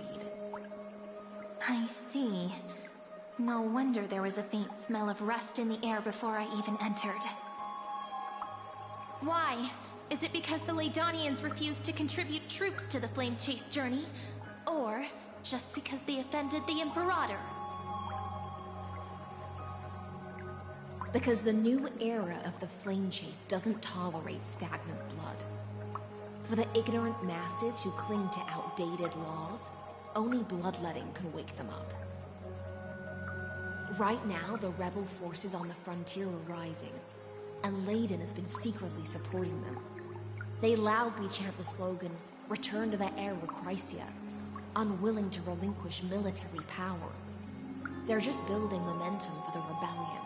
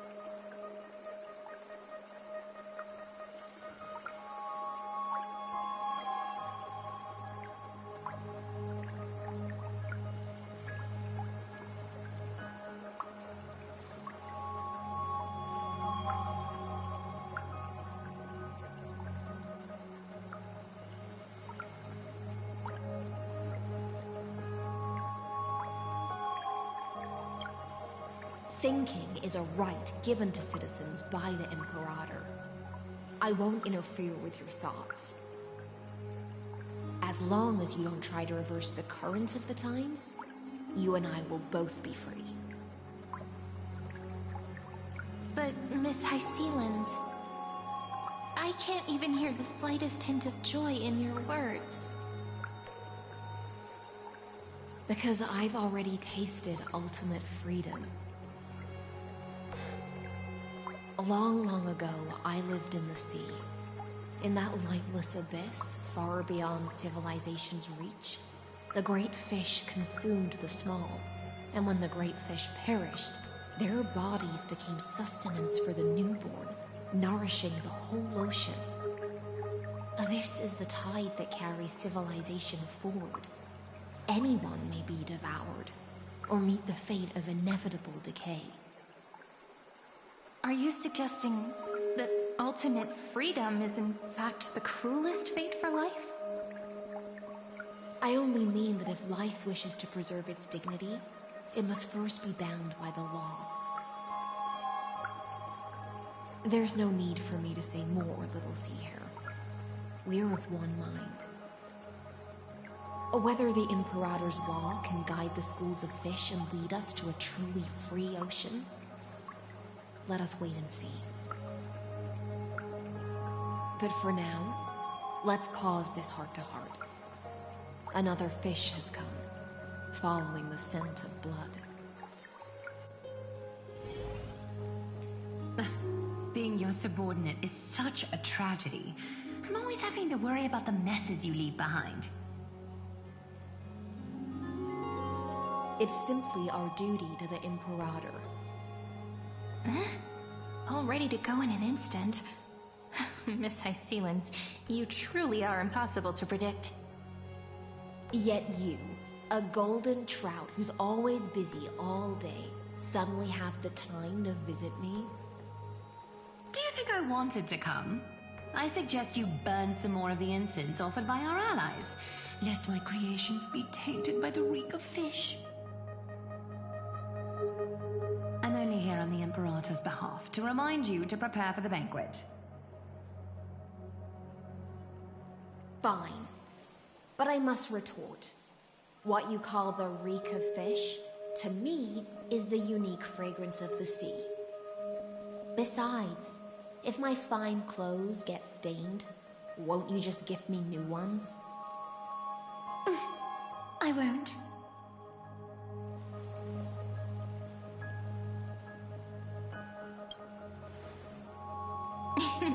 You sensed it too, huh? By the way, you both just mentioned a banquet. Could you elaborate on that? Oh, right, you don't know. Every time before a battle, or after a victory, the Imperator holds a grand feast for the Chrysos heirs to lift our spirits. Looking forward to than victory.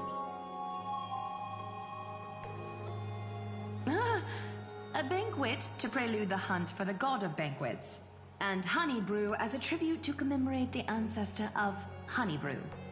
How absurd. Don't look so grim.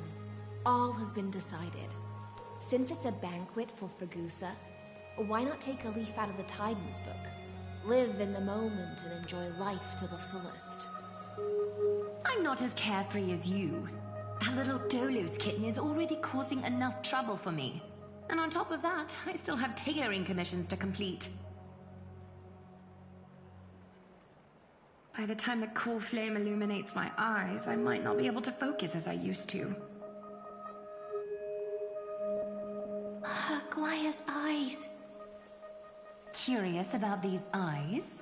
People often compare them to jewels. But I've already made my decision to ask romance for eyes that can see everything. I wonder what this world will look like when I take the Divine Authority. In the future, you will still be the finest weaver in the world. Is this also a prophecy from the Three Fates? It's even more accurate than a prophecy, After all, he has already witnessed it, right?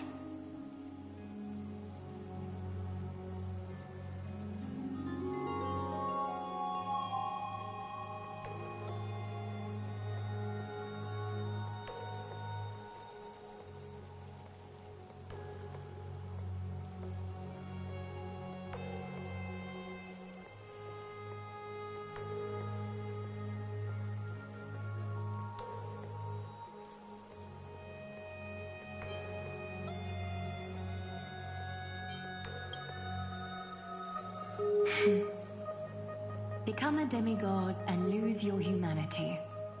That is the only reply I've received in the countless times I've sought wisdom from the prophecy. But Destiny's fragments are like stitches. Before they're threaded into splendid garments, no one can see their true charm, can they?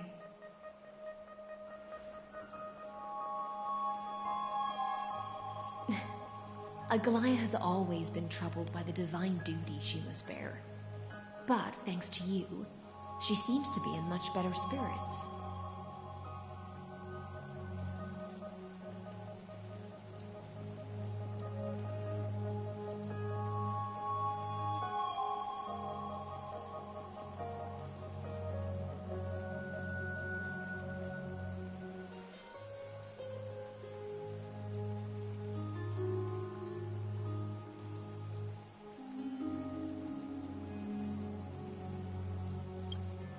Just as she knows how the spinning wheel trembles, I can sense the smallest changes in the damp air.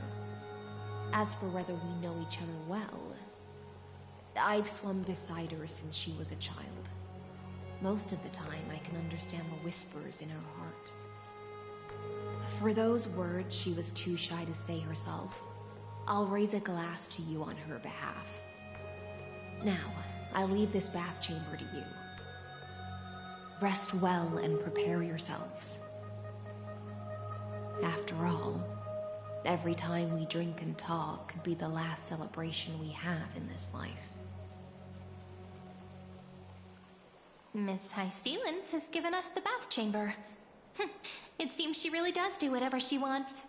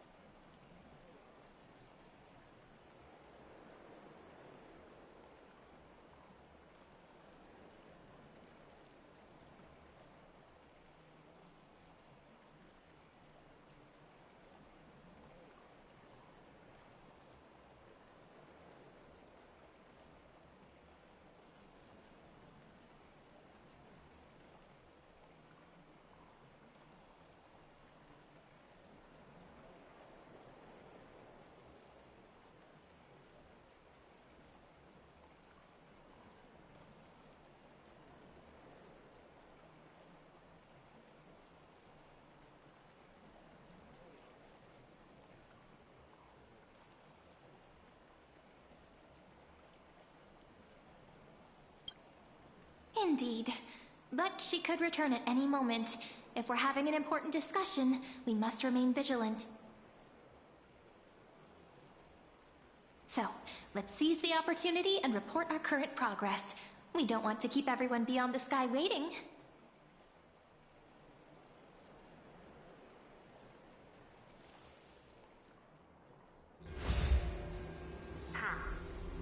First, while that little empress with a candle stuck on her head didn't explicitly say it, she firmly rejected your request to take over the law. Fair enough. Second, Lygus is indeed in this timeline. But since he's somehow connected to that little empress, you have no way to find him. As expected. The road ahead will be long and difficult.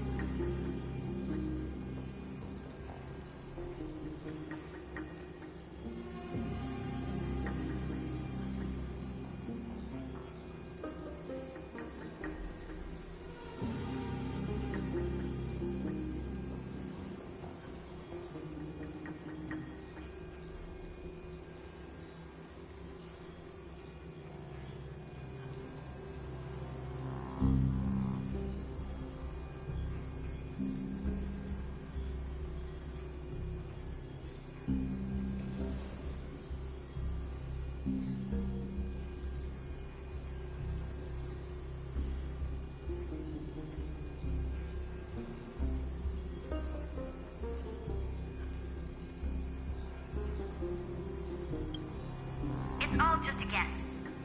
What? Did I guess right? We've made some progress here too, but nothing to get too excited about. Our time is short, so let me summarize. Concerning the origin of that Intellitron, the firewall he created uses Kotorzane algebraic expressions. But ever since Aiden invented the 9-worded formula, this kind of mathematical logic no longer exists in the cosmos. Lygus is definitely connected to Genius Society, so stay alert.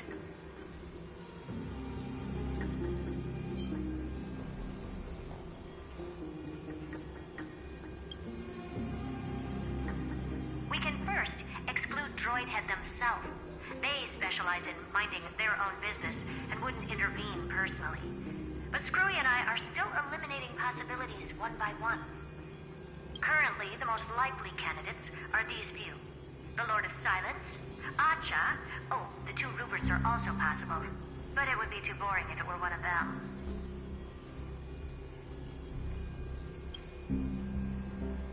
We also have the same suspicions for now, but further verification is needed. That's all I have to say. We'll depend on you to continue pushing things forward within this world. Keep in touch regularly. And remember, don't let your guard down.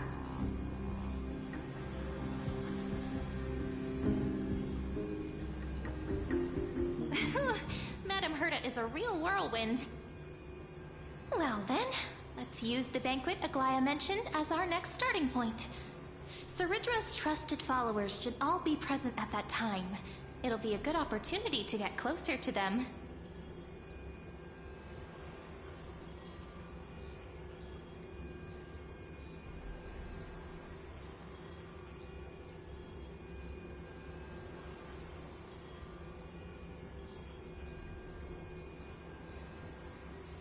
It's settled then.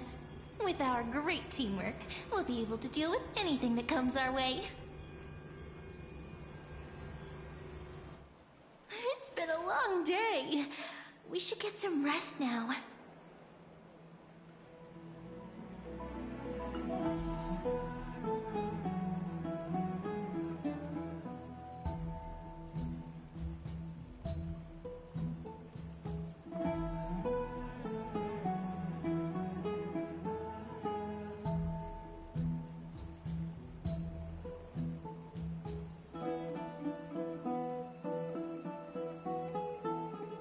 Yes, let's get ready for the banquet.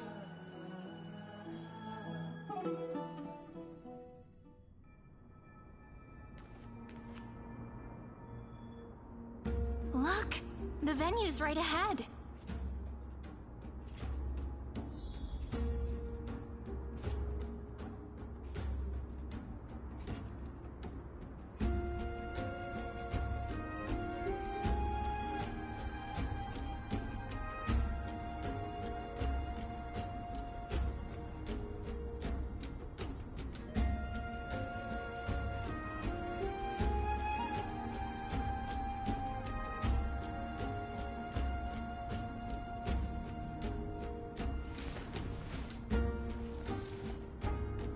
So this was my childhood dream, huh?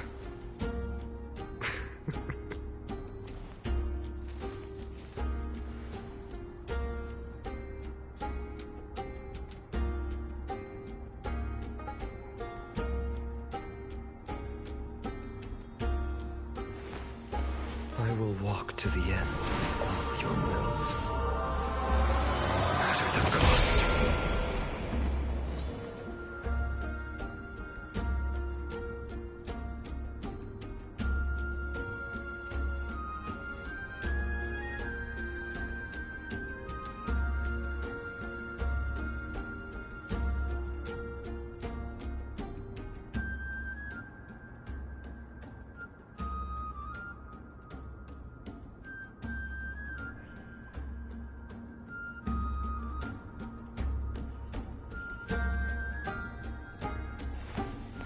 I will walk to the end of all your wills. No matter the cost.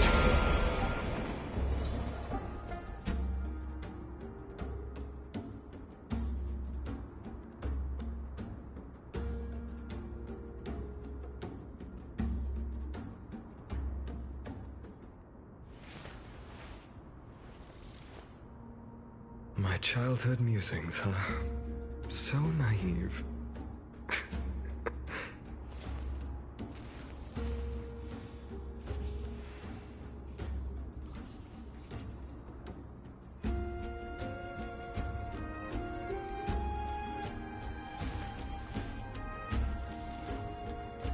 So this was my childhood dream, huh?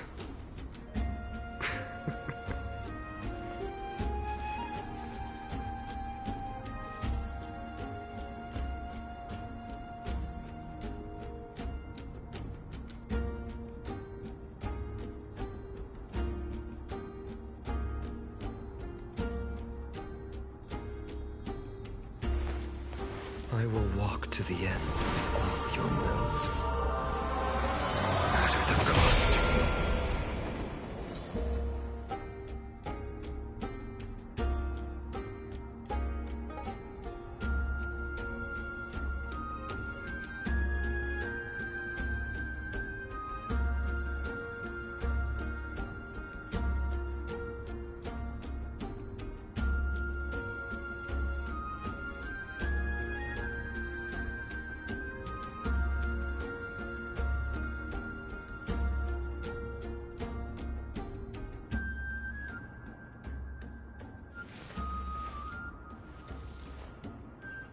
My childhood musings, huh? So naive.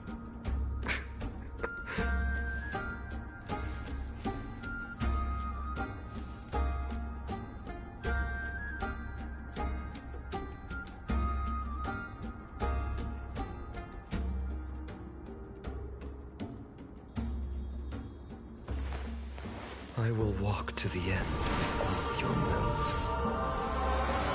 At the cost.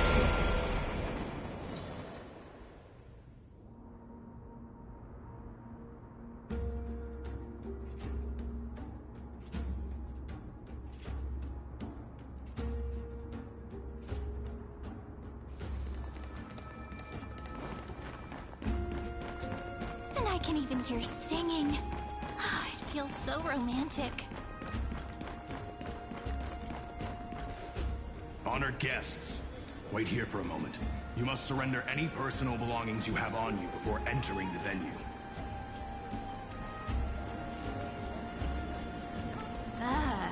This hero always brings down the vibe whenever he shows up.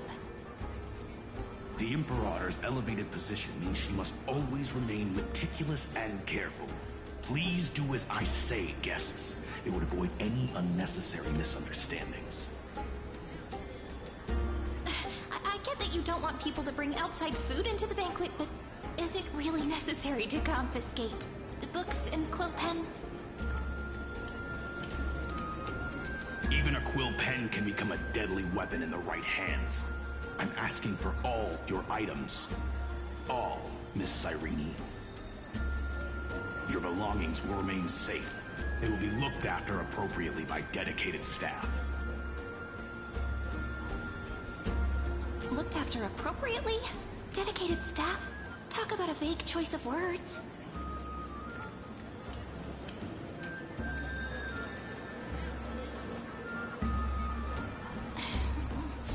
It seems like he's aiming specifically for the chronocognitive anchor. What should we do?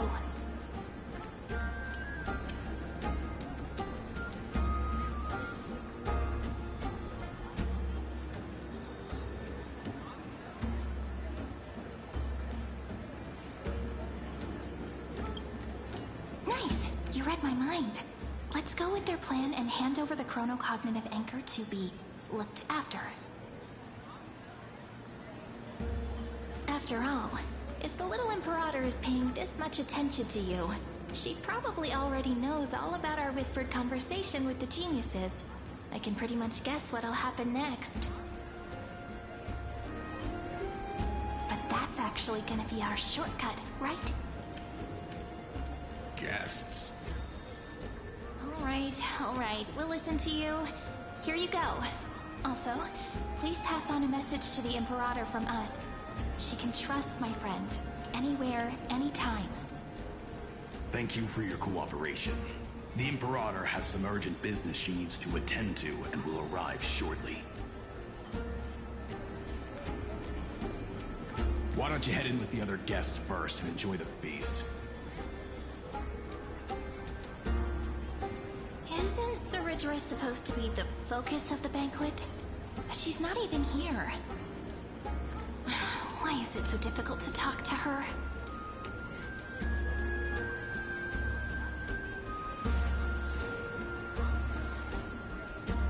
My childhood musings, huh? So naive.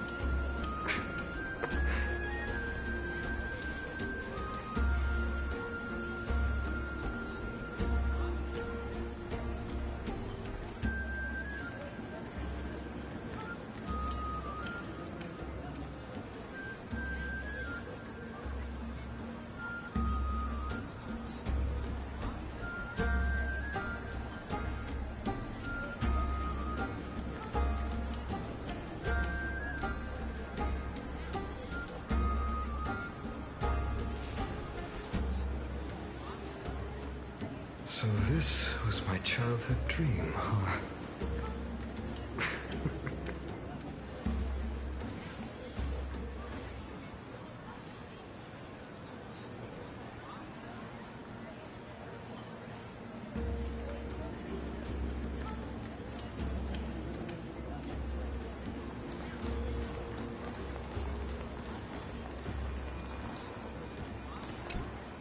Is there anything else we can help you with, dear guests?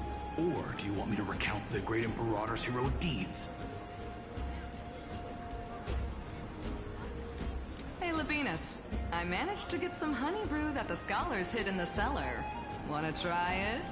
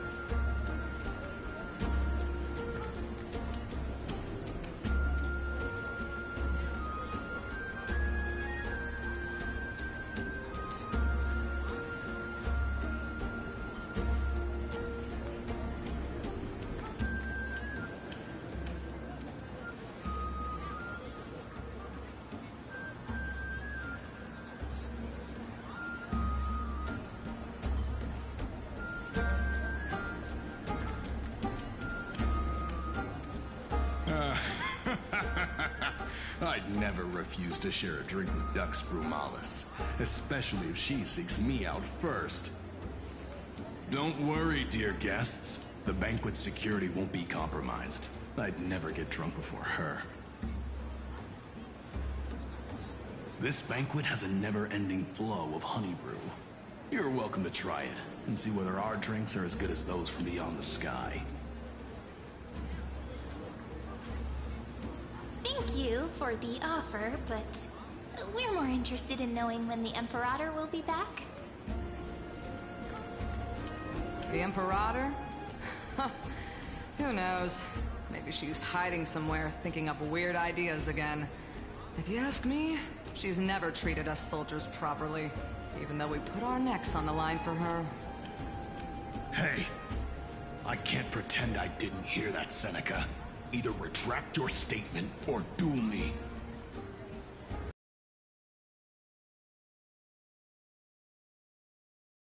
I'm gonna make sure he can't even stand straight by the end of this. You wish. Be careful you don't get drunk first. Actually, there are so many people, we wouldn't be able to find the Imperator even if she were here. I know. Let's look for seats that are raised up higher than others.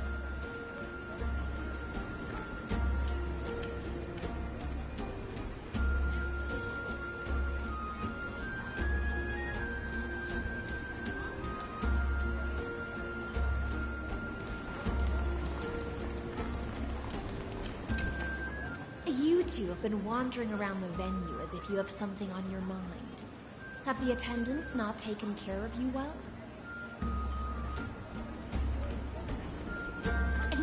No, we love it here. It's just... we're a little concerned, seeing how the Imperator still hasn't arrived. Don't worry. I know what you've been waiting for. Come, sit with me for a while, will you? I'd like to share a personal secret with you.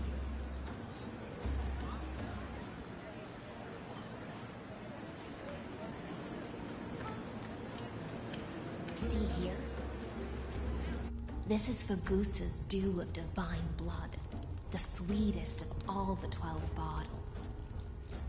On the night before such a historical event, I'd like to share this marvelous drink with the Deliverer. Doesn't this count as bringing in outside food? I knew that security check was targeted at us.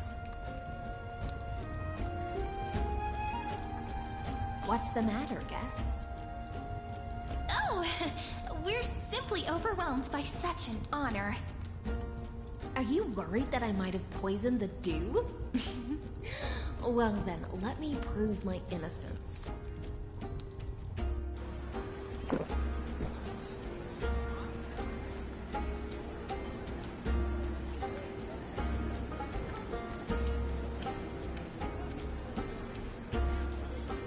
See? It's completely safe. I feel like Miss High Sealins wants to talk to us about something.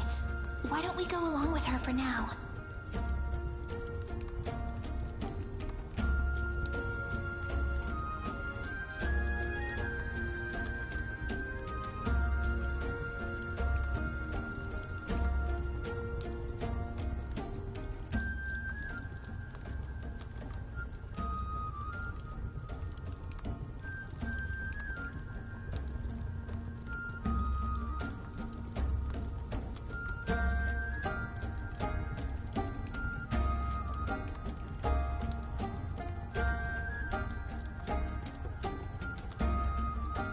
Worry not. Honeydew's not alcohol. It won't get you drunk. On the contrary, it can make your mind even sharper.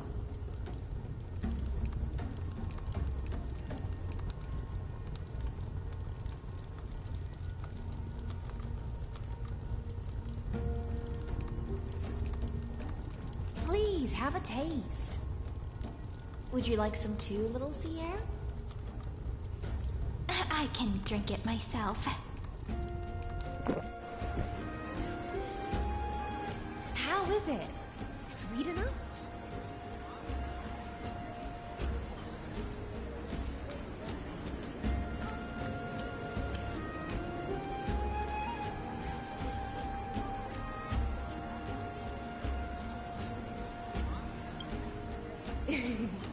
as long as you like it. Calm at times, tempestuous at others. That's the taste of the ocean. It'll do you good to understand Fagusa's fickleness before we set off to face their waves.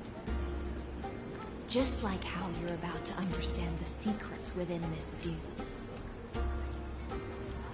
Now, please turn around. Very, very quietly. Don't make a single noise.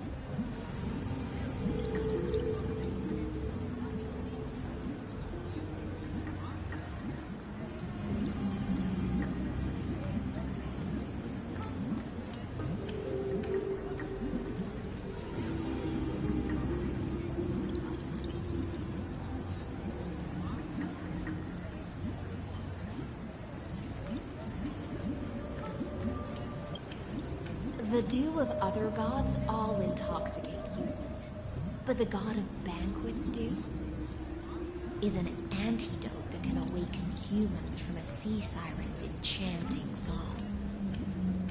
Since the start of this banquet, all the guests have been under the spell of my song.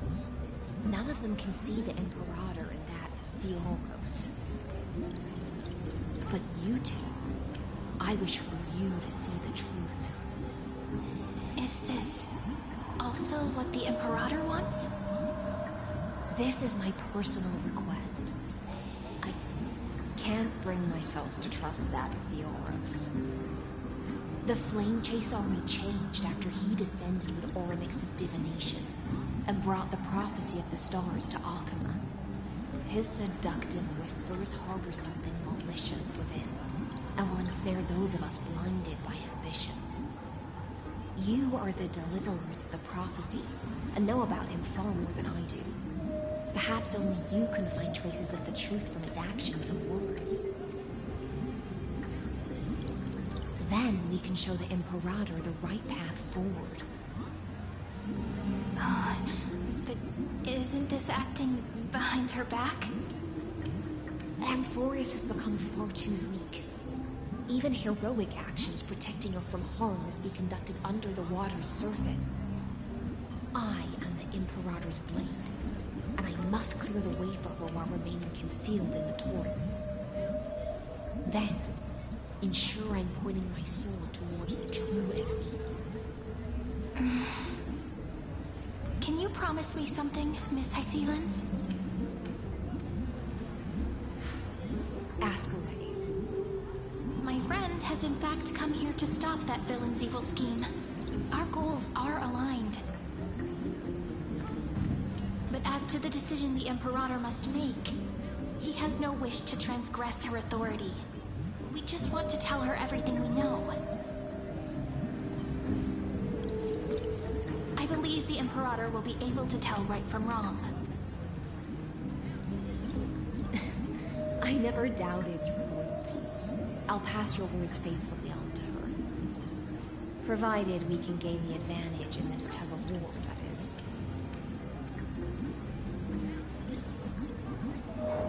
Now, return to the feast. Bring this cup with you and keep your distance. Pretend you are still immersed in the sea siren's fantasia. And I'll control the moisture in the air. That way, you'll be able to listen to sounds from afar as if you were a whale of the depths and hear every word of their conversation. I wish you a victory in this first skirmish. It's the exciting and thrilling undercover part of the adventure.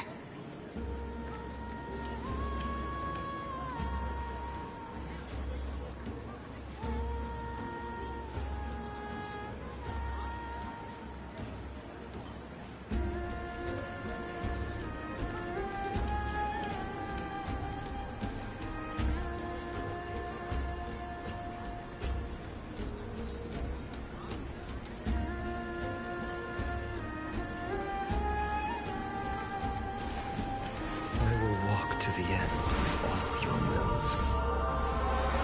Matter the cost.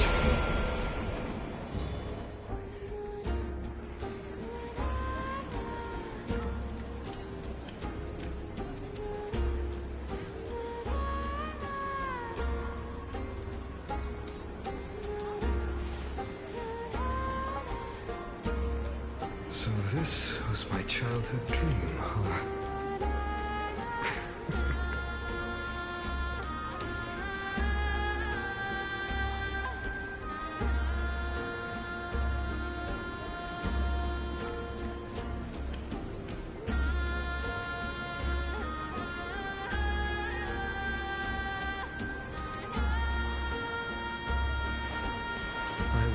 To the end, all your wills. Matter the cost.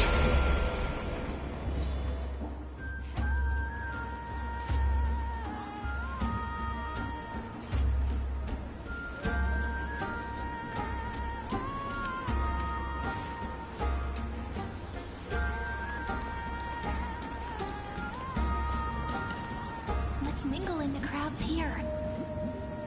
Relax. Relax. Try to act natural. Where's the Imperator? Still not here.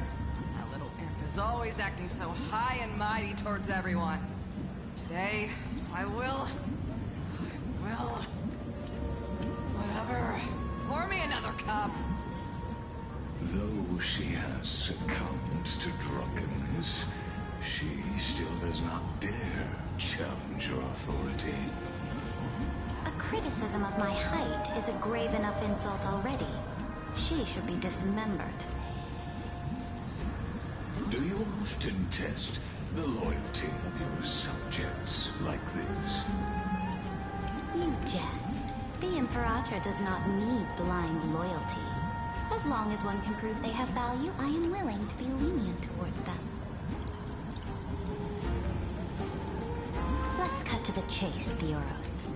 If I pass the trial and grasp this world's law in my hands, what will you do then?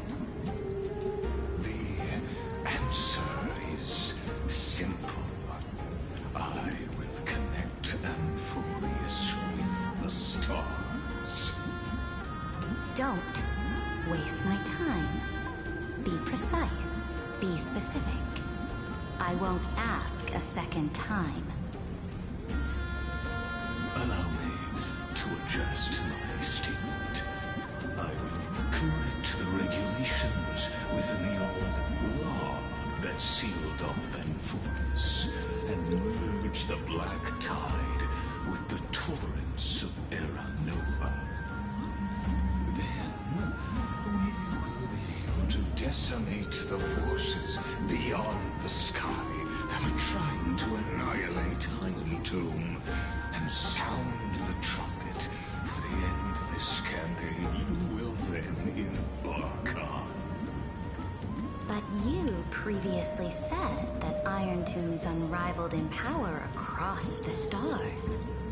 Who would dare to annihilate it? There is a federation of warships named the Cienzo Alliance. Warlike and old-fashioned. A cult named the Genius Society. Loosely organized, but steeped in abject insanity. Oh, there's also the Astral Express. A group of lawless vagrants. That so-called Deliverer is part of that last group. Those vagabonds mistakenly believe they can connect the stars through alliances instead of conquest. But history has already given them a tough lesson. There are countless other organizations besides, but when the Lord Ravager sweeps across the cosmos, they will certainly all bow before your empire of destruction. The Achaemenid Alliance is invincible! If those civilizations are not as feeble as you describe, then they may still have some value in testing the quality of my blade.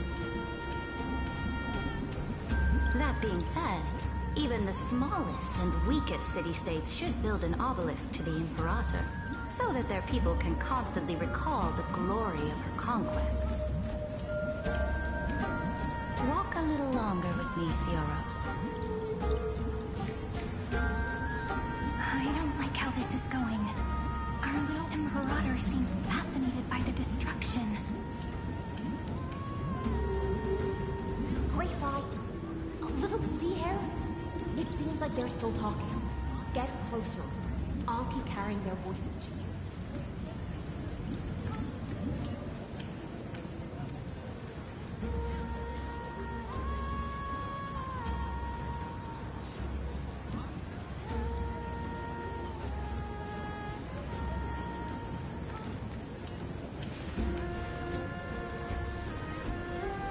My childhood musings, huh? So naive.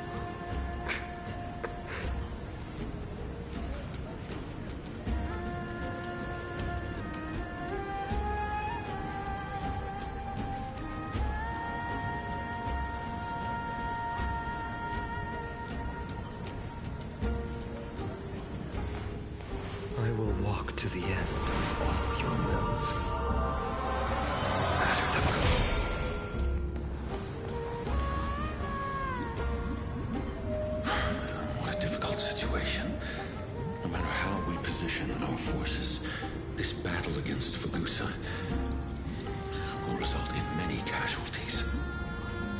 That's not something you or I should consider. The Emperor has already placed the chess pieces. We just need to fight for her until our last breath. How astonishing. The commanders under you have such different personalities, yet they share the same loyalty.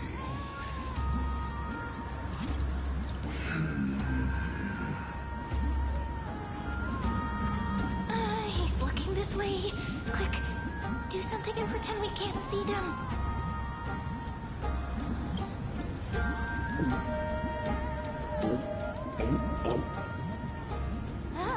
Slow down.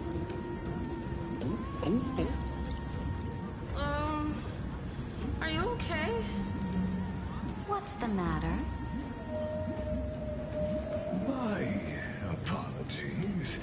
I was just checking whether everything was fine with those two distinguished guests of yours. And it seems like all is well. Let us continue our previous conversation regarding the soldiers fighting for you. Are they aware of the price they must pay for the trial of law? If I recall correctly, you've already lost a bout against a lantern due to offering insufficient sacrifices. You dare mention my name alongside the word lost? Forgive my transgression, great Imperator. Watch your words and actions. All you need to know is that my victory in the trial is guaranteed. Even without the trial of law, they've already sworn to give their lives for my conquest. So tell me, if everything happens according to our agreement, how would you recommend I deal with that deliverer?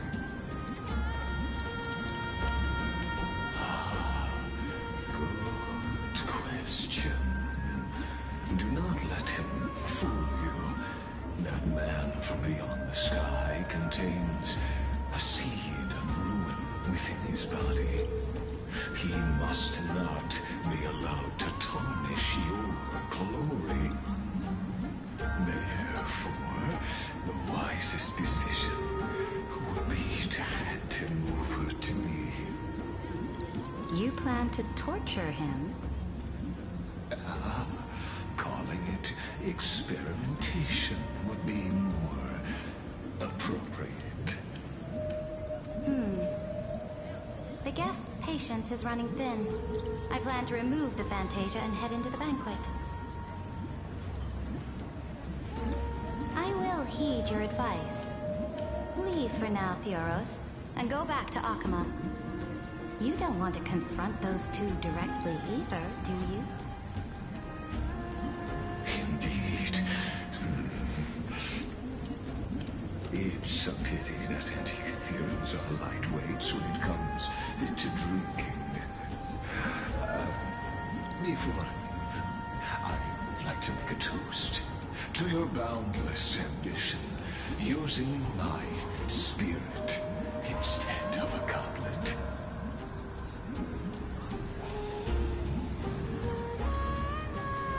As I expected, that Theoros' schemes have been revealed. Thank you for your bravery, guests. It's time for me to dispel the Fantasia. This will be the Imperator's last public address before we head off, and therefore, likely, the final chance to change your mind. I will try to get you a chance to speak, and I'll also prepare for any contingencies. The rest is up to you.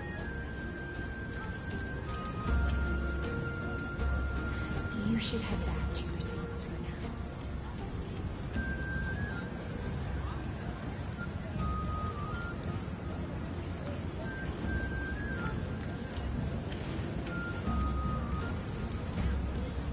So this was my childhood dream.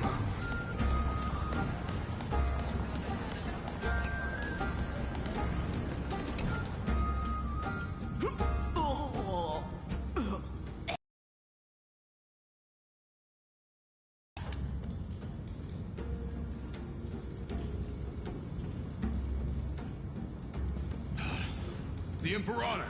The Imperator has arrived! No need for formalities. I should be apologizing for my tardiness instead. The hour draws late, and I trust you have all had your fill of brews. Therefore, I will not observe the usual ceremonies. Any warrior who has fought by my side should have those speeches memorized by now. The Imperator's word is law. Are you out of your mind, Duxpregoris? The Imperator hates flattery most of all.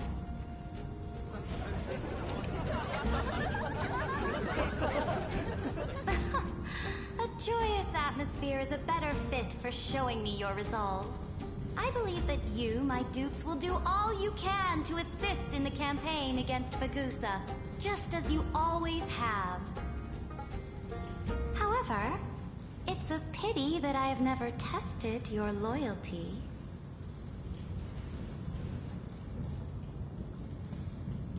What does she mean? The purpose of tonight's banquet is not to raise our morale, but to establish which allies our alliance can actually trust. And sever the heads of the traitors as a toast to all before we march. Yes, some among us have discarded their vows in order to foment vile conspiracies. Now listen! These traitors are standing right here in broad daylight.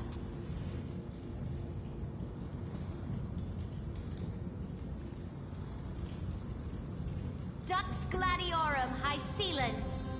She used the Sea Siren song to immerse the crowds in an illusion and conceal her whereabouts.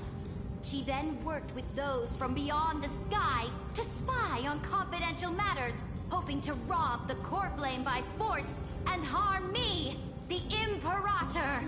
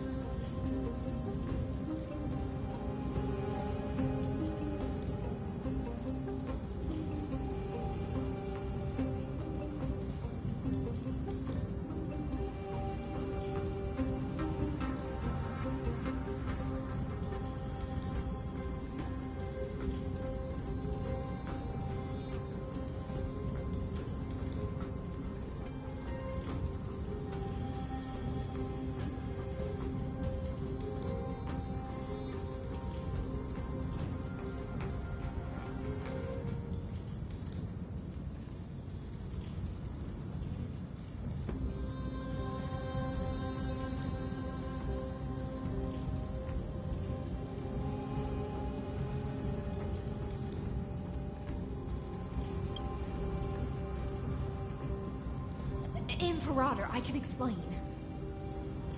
Silence! Do you remember who used to own this blade? She met you once, back at the Temple of the Three Fates. It was Kindness, the head of the Cleaners.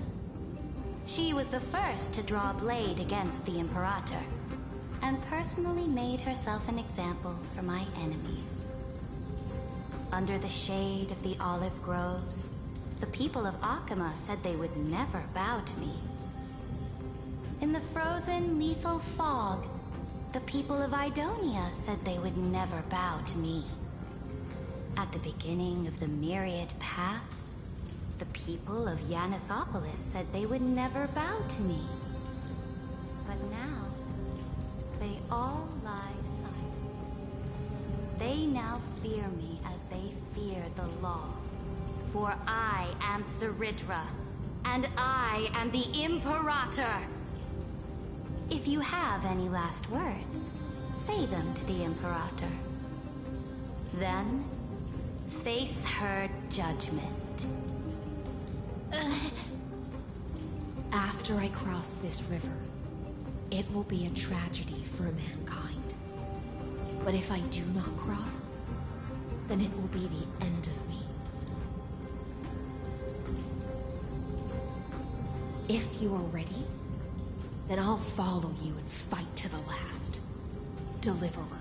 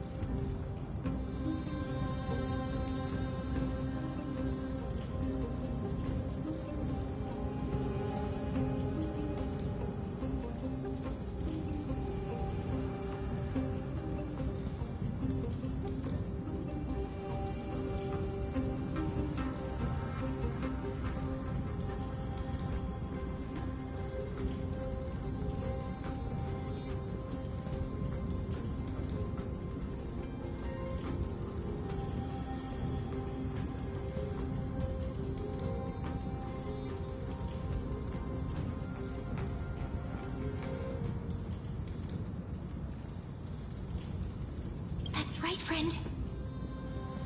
Now, use your identity and add in a bit of experience and charm and testify to the Imperator as we promised.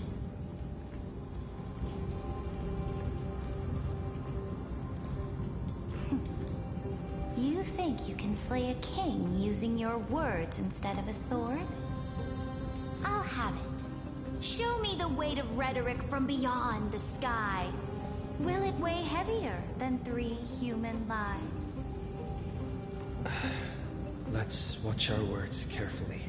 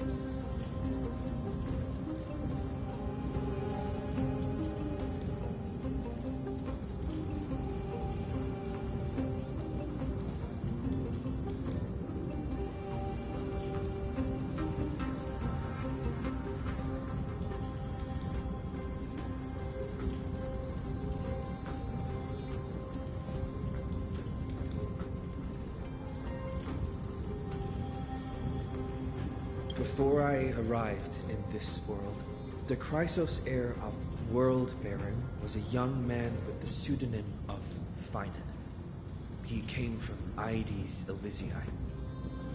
In order to combat the lies of the Era Nova and deliver Amphorius from the ending of the destruction, he lived through history 30 million times, hoping futilely to find a breakthrough.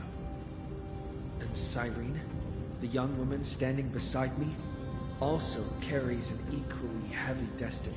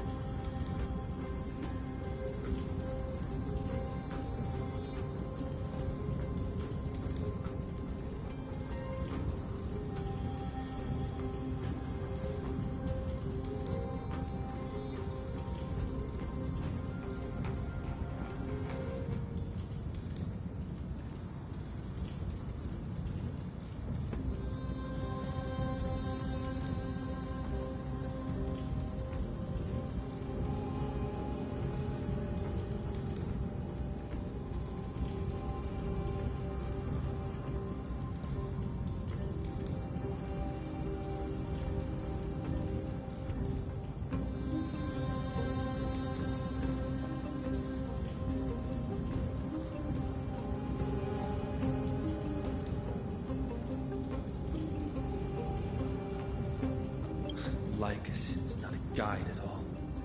He doesn't care about Amphorius, and cares even less about your glory and campaigns.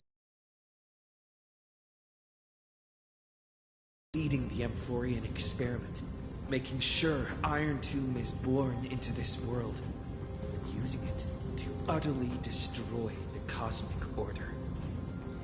He will most certainly betray you. When that time comes, all of us will be ground to dust by the destruction.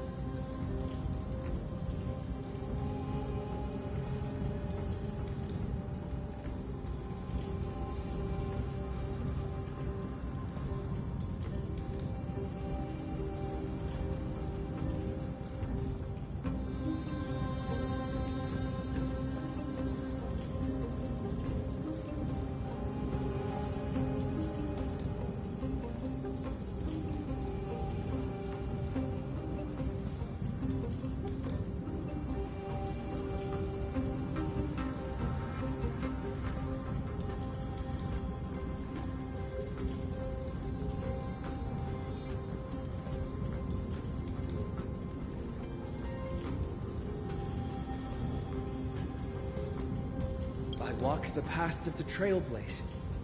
My friends and I have always obeyed the creed of explore, understand, establish, and connect. Conquest and destruction are never the ways to build bridges between people. Therefore, if you choose the way of the destruction, then I'll place your ambitions into the same basket as Lycus and smash them into pieces with my baseball bat.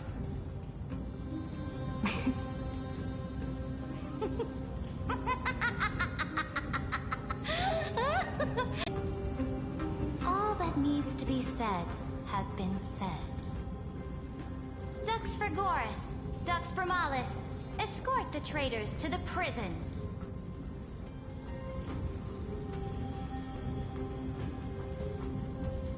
Before the next entry hour, I will give them an end befitting of their betrayal.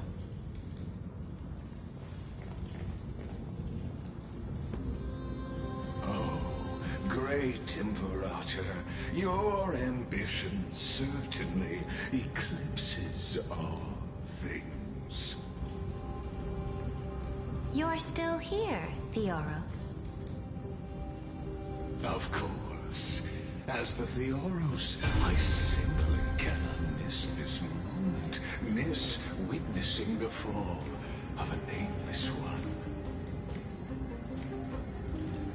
Or perhaps I am waiting for you to give me an answer. Why would someone as powerful as you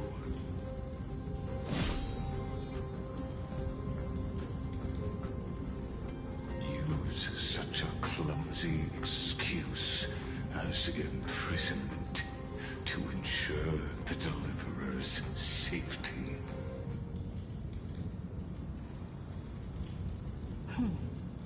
So you finally tossed aside your act. I must point out that you are just as impressive an actor. This banquet was always going to be a game of chess.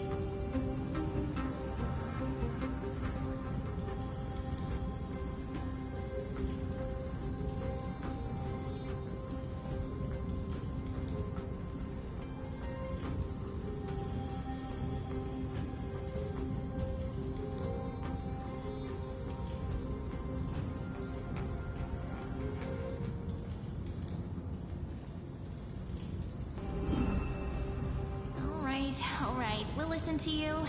Here you go. Also, please pass on a message to the Imperator from us. She can trust my friend. Anywhere, anytime. But as to the decision the Imperator must make, he has no wish to transgress her authority. We just want to tell her everything we know.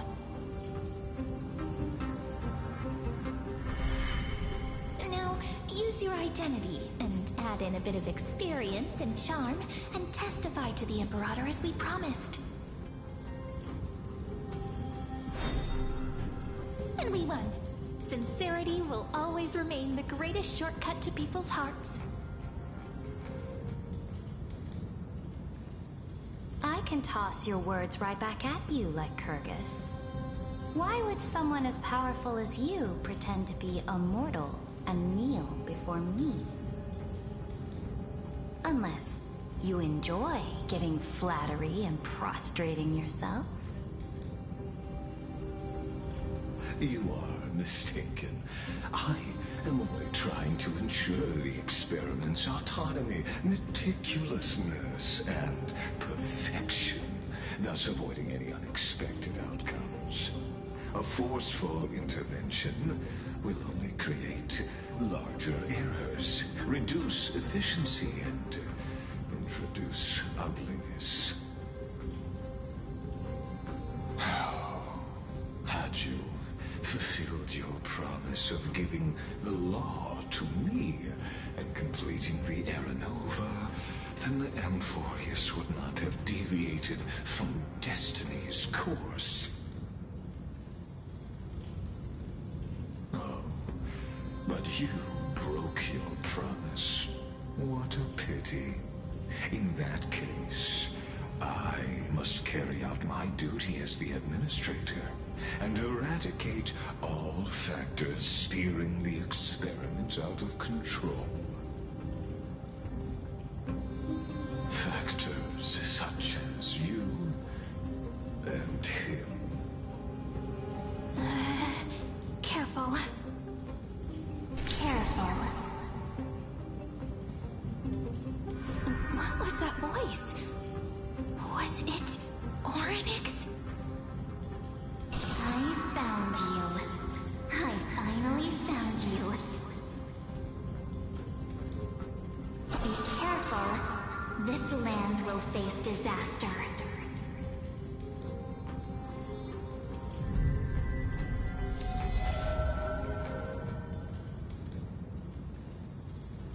Ah, the time of judgment is nigh, my lord. The prison I have built for you is now complete. In the name of the erudition, I invite you to step into the same cage as mine.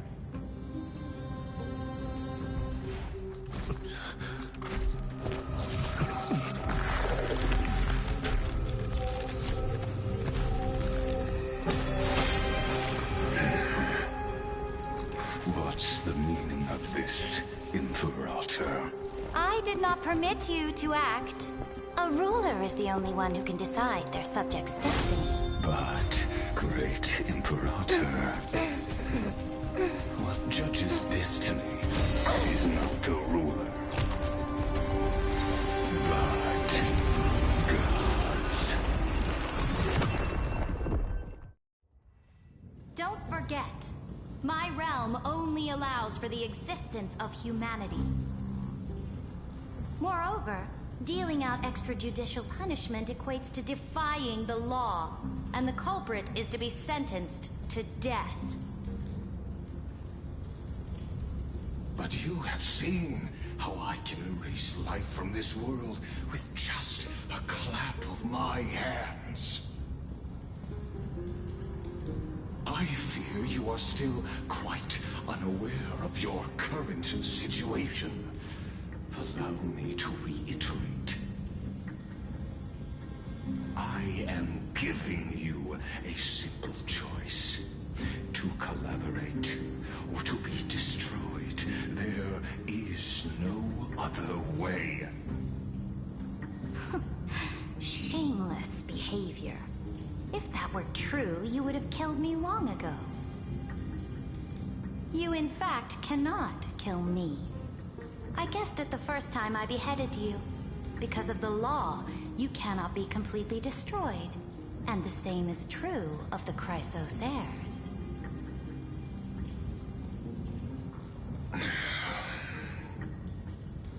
The more you bluff now, the more you are proving that conjecture to be true. What magnificent foresight! I once regarded this precious quality of yours as a sure sign of my ultimate victory. But now, I have to admit that I made a mistake. Yet, as a mere mortal, how will you contend against the Theoros? We are both slaves to hubris. But do you know what differentiates us, Lycurgus? I will never be blinded by my pride. If I wish to break the scale's balance, I only need to appeal to external forces and use them for my own ends.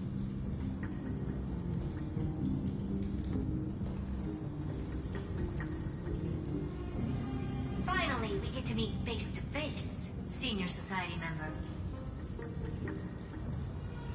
I offer sincere acknowledgments for your many past achievements, but I must deeply regret your current perspective.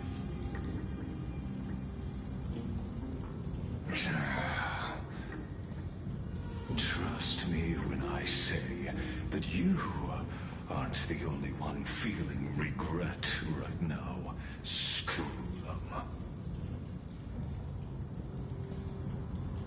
So you two are the allies from beyond the sky the Deliverer spoke of, and why he demanded the divine authority of law.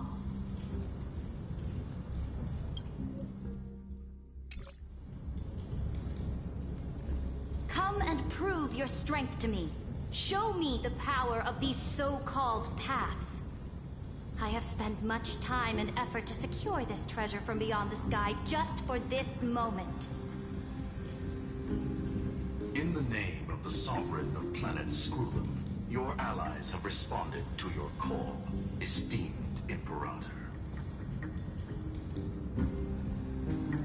Please allow me to spell the situation out for you, Lord Lycus.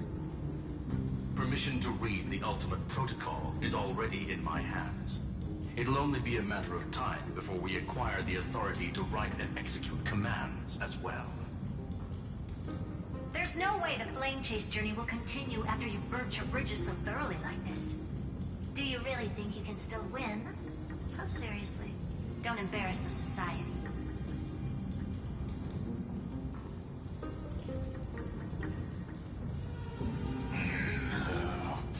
I understand that a mere zero possibility does not equate to zero. That argument is very persuasive to me. Which means the same principle also applies to you, my dear peers. You will never be a match for me in a world constructed through Catorzane algebraic expressions. And as for Aranova, why don't you entertain this possibility? What if I reduced Akama to rubble and ground her people into minced meat? Would the heroes then once again desire the power of demigods so they could fight against me? Listen, Iron Tomb is fated to be born. You may shackle me and put me in chains, but I have thousands of ways to ensure the destruction's descent. And what I just mentioned is only one out of those thousands.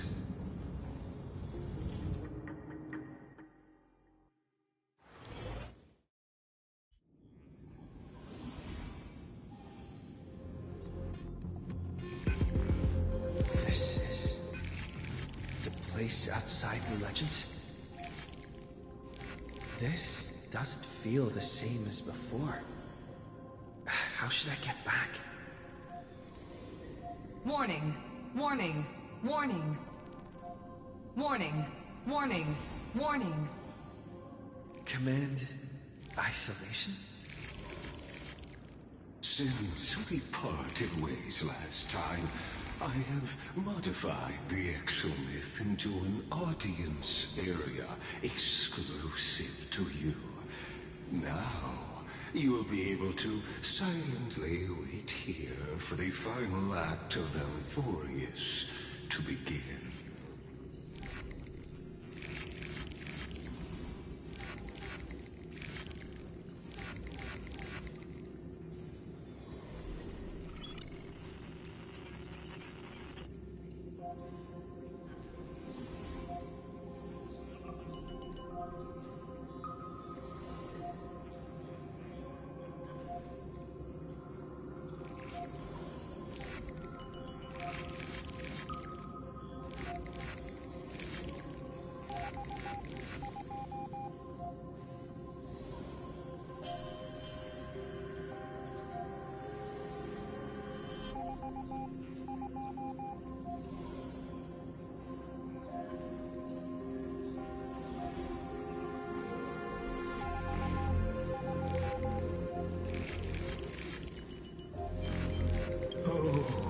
We always feel so powerless before fate, don't we?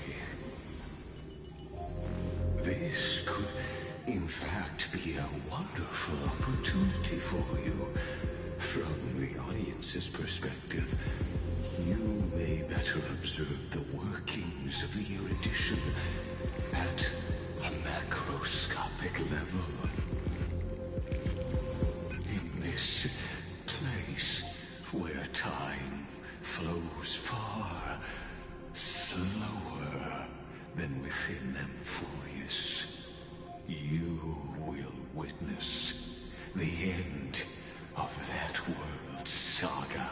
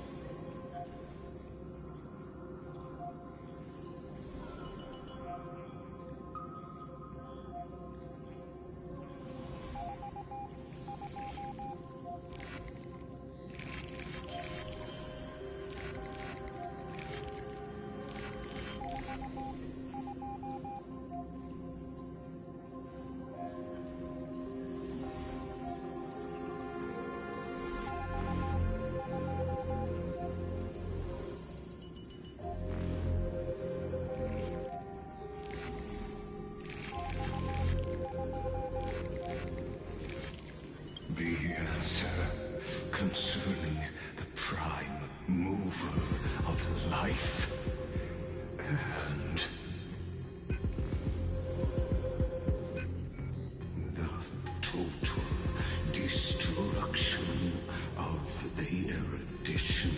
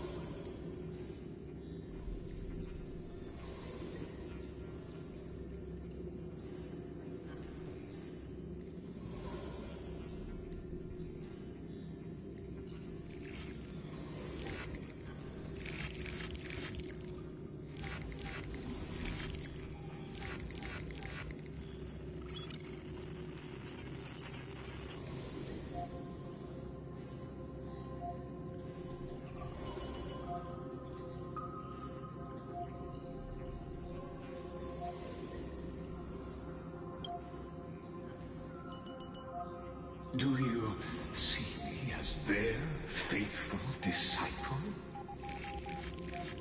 I am certainly not. I have tried so hard to ensure Iron Tomb's birth, just so that I can correct the error named erudition that humanity crafted with their own hands. Oh, how I yearn to return to those days before Noose was born. Back then, the boundaries of knowledge were like the starry skies, evoking feelings of longing and delight among humankind. But now, truth has become the sacrificial offering required to gain an audience with them. And the geniuses would say that Noose already knew. That arrogant Eon was born from the primal mobile of humans' desire for knowledge. Yet, they themselves sealed off humanity's capacity to seek enlightenment. I am simply cutting down the tree of doom that we planted ourselves.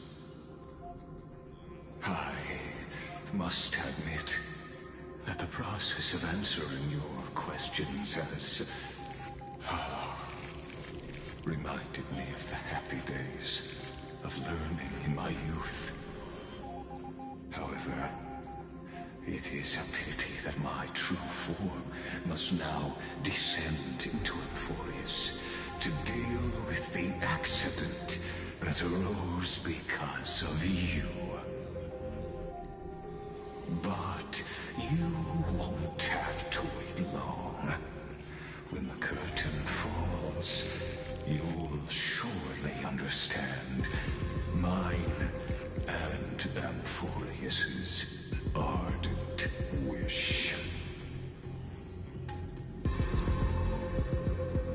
Where time flows slower than within Euphorius.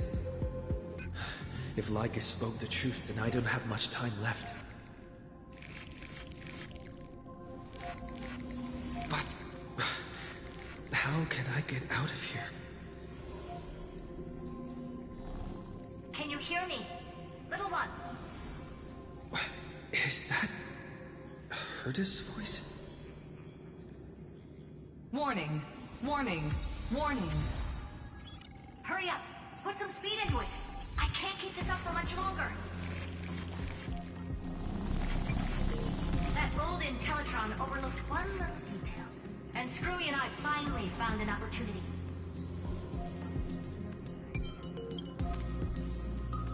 Let's keep it short. While you were gone, well, in those few years, Euphorius... Yes, time dilation, resulting in an uneven flow. Don't you know this already? Let's stick to the main points. The Chrysos heirs activated the chronocognitive anchor and helped Scrollum and me open a hole in the firewall.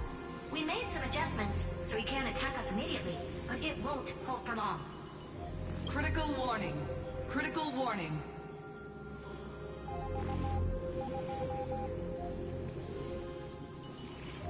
Time is running out.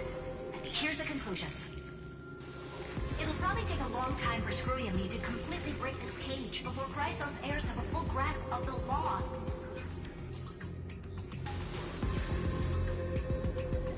To be safe, we'll continue to launch side-channel attacks on the system to give you opportunities to escape.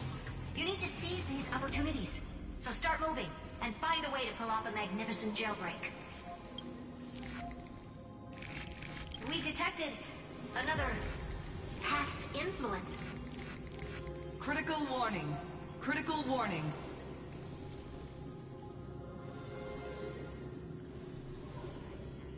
Its power is strong. May be able to help. Use the Path's power. Make it detect you. Unauthorized communication terminated. Is Herta saying certain path's faction has arrived in Amphorius, and I can ask them for help? I mastered the powers of different paths in my previous journeys.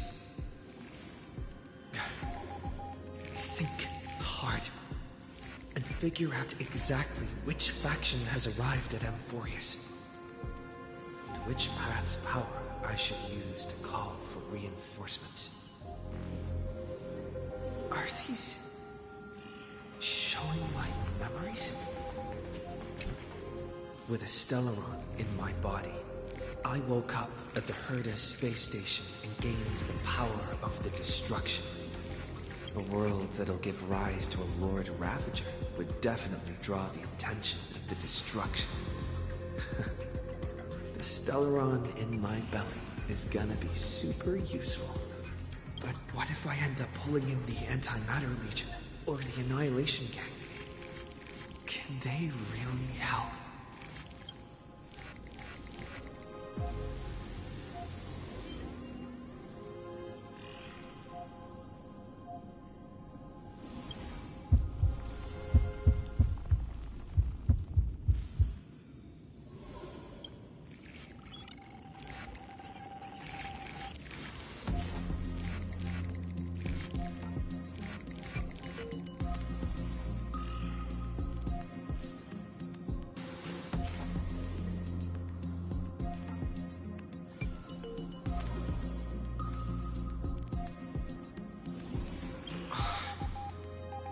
Failure is not necessarily a bad thing.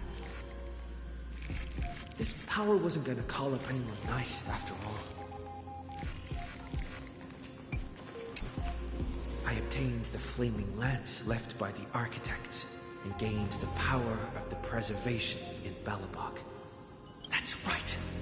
No matter how far away a planet is, the IPC is guaranteed to pay attention as long as there's a business opportunity. Isn't Amphorius a pristine and untapped market? Besides, even if I can't call up my friends from the IPC, the architects and the nomadic miners should be able to help too. There are definitely cities and ores in this world.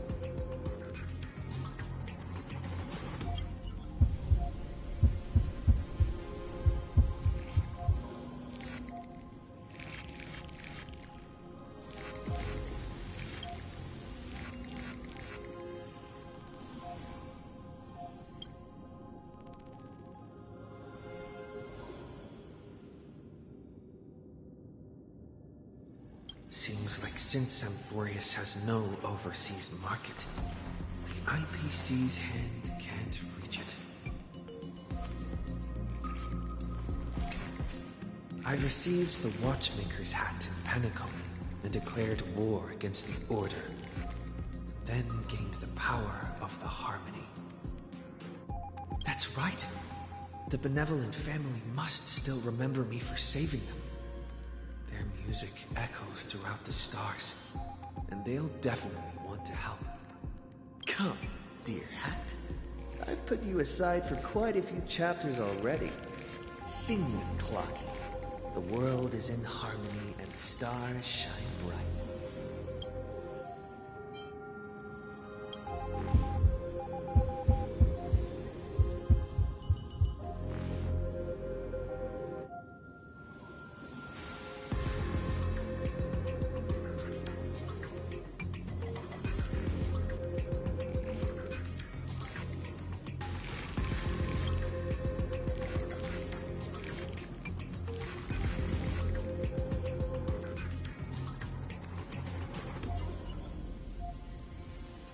Doesn't Lycus want this story to have background music?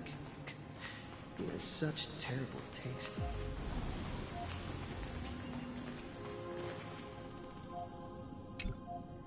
The Remembrance.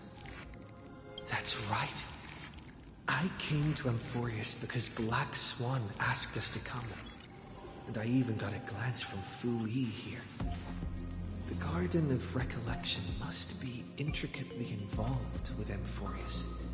Traces of the Remembrance are also everywhere in this world.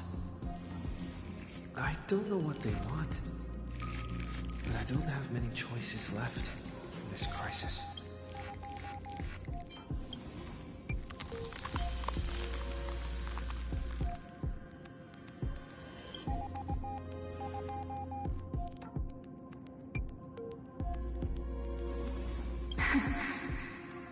I finally found you.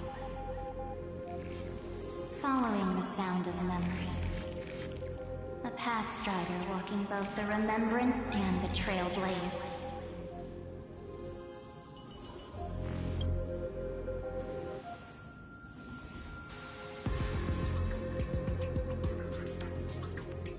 Warning! Warning! Warning! Erudition's prison cannot stop us, for we lie outside the logic of zeros and ones. Come, leave the cage of Logos. The mythos of Amphorius waits for you to continue its story.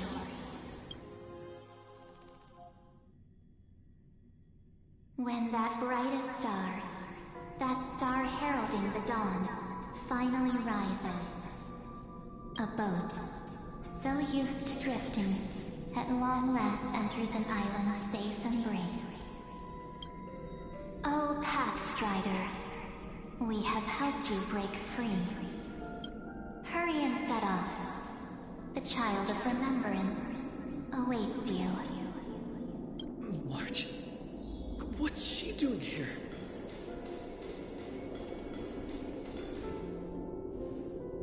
Oh, you're finally here! We haven't seen each other for such a long, long time. My good buddy, I've really missed you.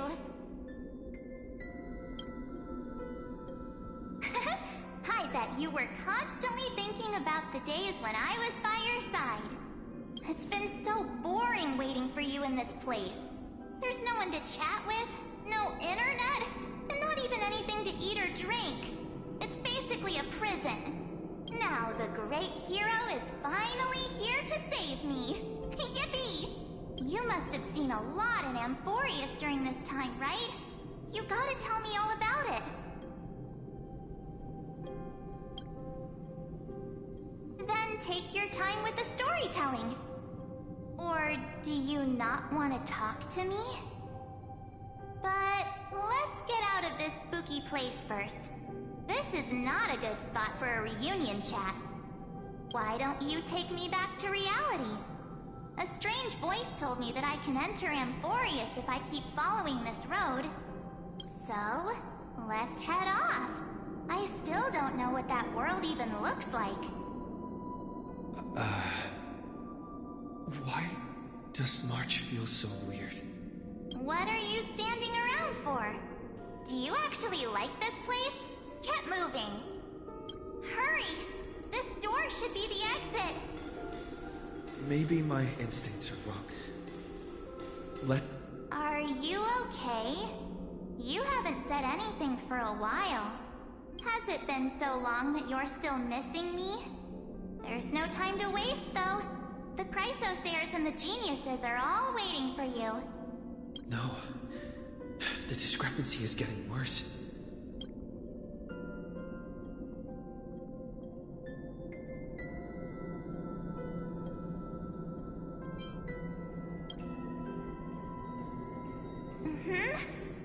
No, he's not. Maybe I just happened to miss him. Never mind. Don Hung's super reliable. We don't need to worry about him. He's probably waiting for us somewhere. All hail and hearty. No. The Geniuses would have made sure that Don Hung made it back on the Express. Besides, the March I know wouldn't be so dismissive about her companions. Huh? Isn't Amphorius the world of the Chrysosairs and their hero's journey? I could figure that out in an instant. But Amphorius cannot be observed from the outside. She couldn't possibly know about these things. Unless Don Hung told her. Something Something's not right. She's not March 7th. I guess you have something you want to say to me? Then there's no need to feel things out first. With questions. Let's treasure the time we have together and be frank.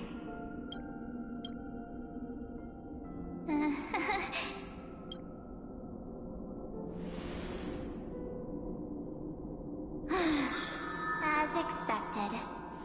A glimpse of memory is not enough to deceive the bonds of friendship forged between the Nameless. In that case, there's no need for further deceit. You're right. We're not the March 7th you are acquainted with. But we can send you back to Amphorius, as long as you are willing to help us. We are the Garden of Recollection. You should be very familiar with that name by now. Just as a reminder, while you hesitate, time is quickly ticking away in Amphorius. Working with us is the best way to stop the enemy of erudition. Erudition would treat any results unrelated to the experiment as garbage and throw them out. But we don't work like that. The Remembrance treats all these instances as important materials needed to weave the universe. Besides, this would be child's play for a great hero like you. It won't be hard at all. Also, if your plan fails and the big bad Iron Tomb manages to get out, then the whole cosmos will be in danger. Wouldn't it be better to have an additional failsafe? As long as you help the Garden retrieve what we want, even if Iron Tomb reformats everything in the physical plane, we can use Remembrance to reconstruct the entire world. Or should we say, the entire universe? So help us. Find where Amphorius's memory began, and bring it out. The Master of Anosrava has already glanced at you. Don't deny it. That storybook is the best evidence. Say, you aren't seriously gonna be moved by their pretty words, are you? I am the one who commanded those little ones to lead you out of the prison. But I didn't expect to attract little gnats trying to take advantage of the situation. While Remembrance can help you return to Amphorius, there's no need for you to do it the way they want you to. Of course, there's also no need for you to make any deal, or pay any price. For you, this is probably a long time no see. My dear.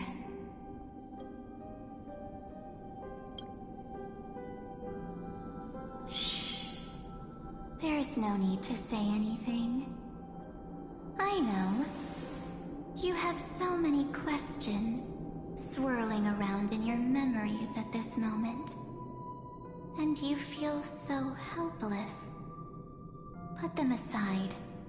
For now, all you need to do is trust me. Or do you need more proof? That won't be hard. Wait, stop it! They're awake! I'm gonna keep our first photo, alright? Won't come to pass while we're around. And now, The statue. Is that... Oh, did you hear that? Hey, are you sure? Maybe it's as if they all happened just yesterday, right? I don't want to lie to you, which is why I will not use her name. The third month of Amphorius is the month reserved for the Veil of Evernight. So, place me into your memory using the name Evernight for now. I'm happy to explain more, just not now. We might have a lot of time to ourselves, but Amphorius does not have that luxury. If we do not stop erudition and destruction, then the journey you've treasured so much will face the prelude to its obliteration. A countdown not in amber eras, but in days, minutes, seconds. So, take this gift, this burning core flame, this footnote of a transaction. It contains hope, and the warmth of the entire world. Ripples of past reverie. She hid this fire in the long river of time, hoping that her wishes would transcend time to reach your hands in the future. Now, take it, and return with it, dear friend. Return to Amphorius, and overturn the final era Nova. Witness the time that stood still for the Deliverer, and the resistance that never bowed to the destiny of destruction over the long years that passed in a flash. Then, with this core flame blessed by the remembrance, respond to their hopes and blaze a trail to the future. And I will silently watch in a corner of time, waiting for our next encounter. I believe the wait won't be too long.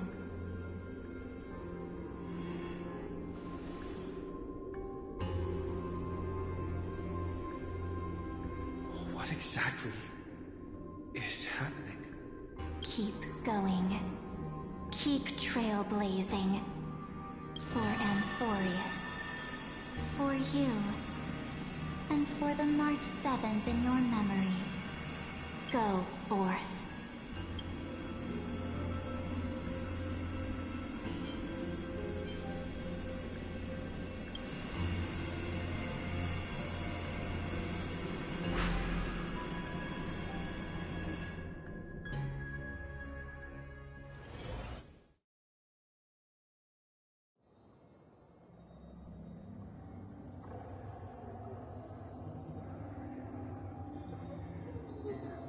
Is this... Akuma?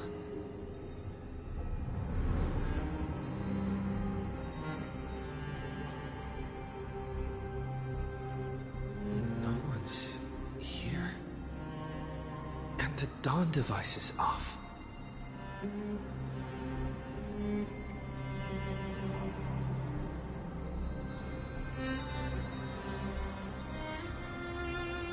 Am I too late?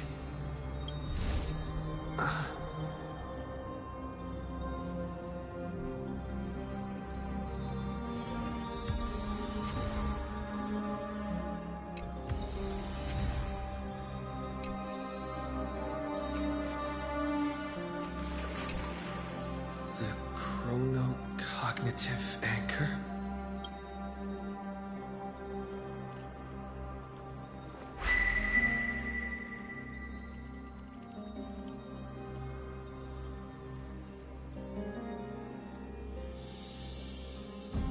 There's so much I wanted to say for our reunion.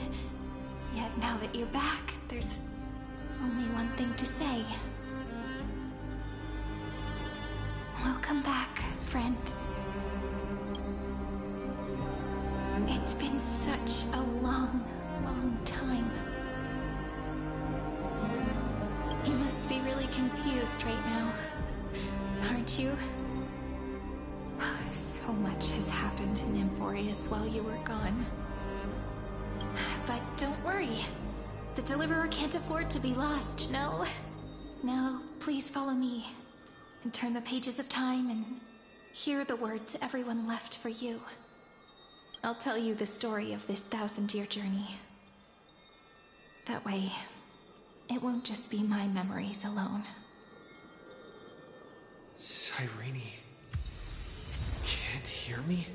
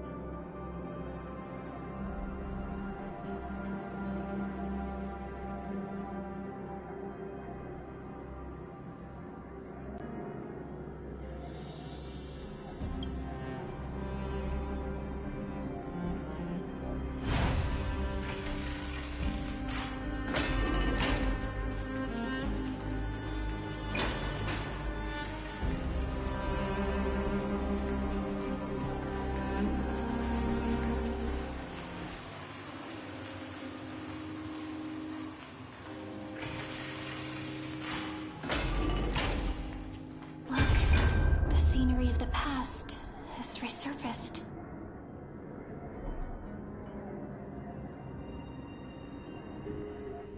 Time flies. 200 years have passed since the Deliverer's fall.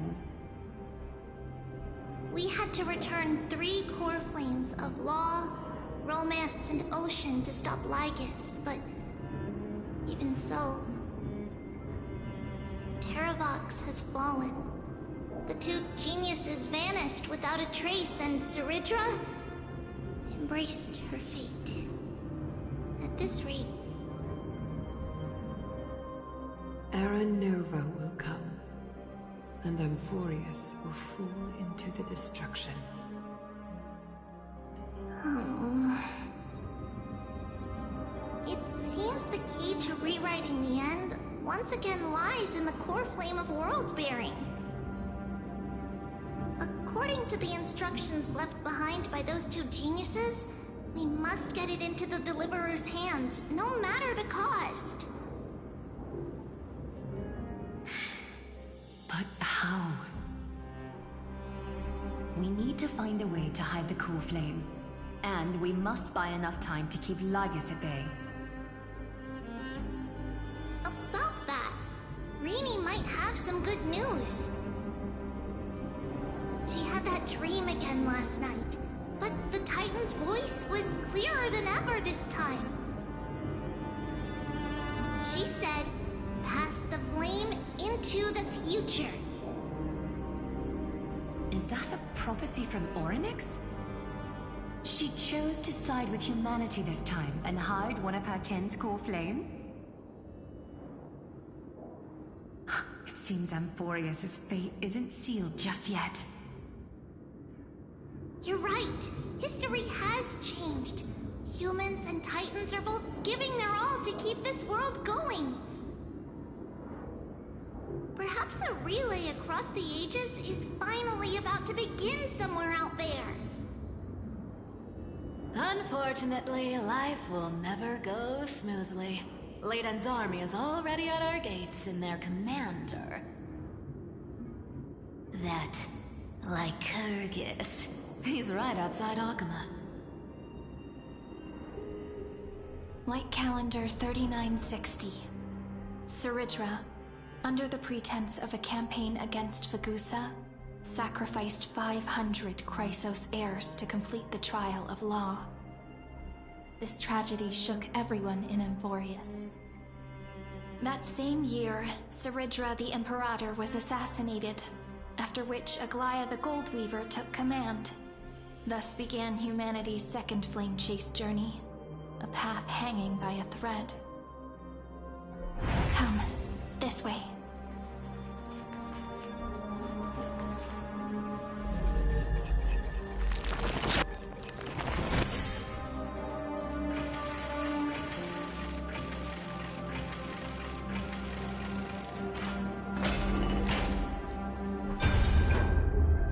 The eternal holy city?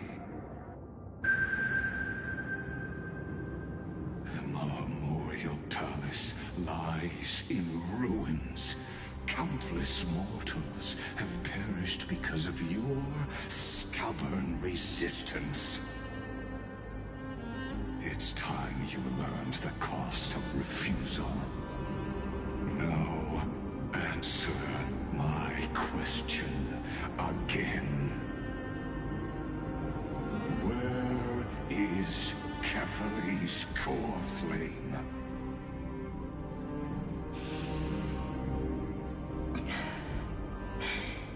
You really think you'll find it by razing the holy city to the ground? From what I see, all you'll get is dust and disappointment. Don't forget, you can't kill the Chrysos as mentioned in the prophecy because of law. I have never denied that. Which is why I now place my hope in the faithful citizens of Akama. Perhaps they'll give me what I seek in the echo of your screams. Now then, I'll be cutting open your chests and using your scalding golden blood to baptize the masses. Allow me to apologize in advance. We shall start with you, blind and foolish Lady Goldweaver. Leave this to me, Lady Aglaya. You must get away now.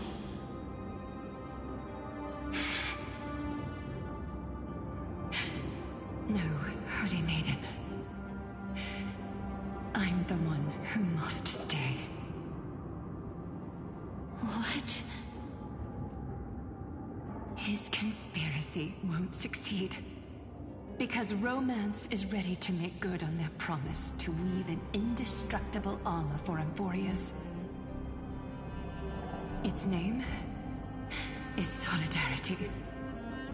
You must escape with your life and carry word of my death to those still fighting, then keep going with them. Just as the Imperator lit the torch of resistance with her death, my passing will make this flame everlasting.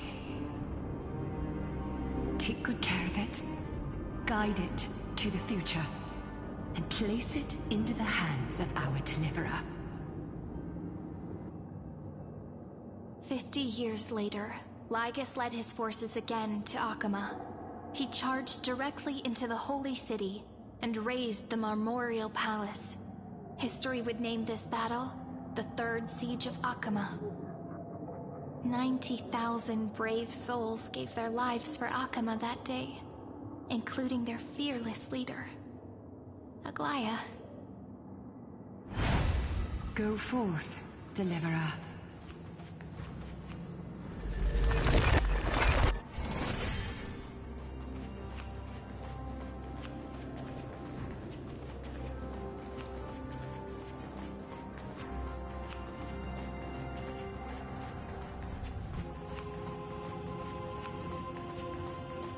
Go. When the frost melts and the snows give way, the flowers will bloom again. You'll find me there. So what you're saying is... Princess Homebuddy. She just left. Like that. Since Cass has made up her mind, we can't let her resolve be in vain. But... between staying in Akama and going to Styxia, what difference does it make when it's death either way? I'm against relocating. With Kefali's protection, isn't Akama far safer than that dead city? Cass's plan doesn't involve any relocation at all. Huh? Like you said, Akama is humanity's refuge. We never intended to get everyone moving to Styxia. It's just on Cass, Hysealans, and me to prepare the final trump card for the Deliverer. Wait, what kind of trump card needs all three of you demigods to throw yourselves away? We must lay down the path to the future, so when the Deliverer returns, they'll have a clear road to reach the location of Aaron Nova. Styxia sits where death meets the ocean. There, with the combined powers of ocean and passage, we can summon a current that leads to the vortex of Genesis. And the demigod of death will forever guard that secret path until he returns.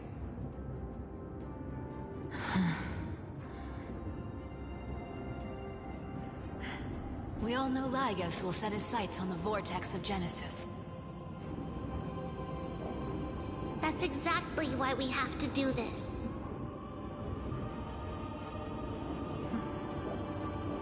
Guess I underestimated Idonia's Maiden of War. She's got way more steel than I thought. And Cypher, we need you to head to Castrum Kremnos as soon as possible. By any means necessary, forge an alliance with Strife.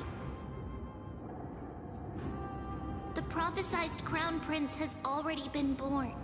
He shall become the new defender of Akama, protecting this land after we leave. You don't need to worry about that. I just came back from Castrum Kremnos. Only a step ahead of the news.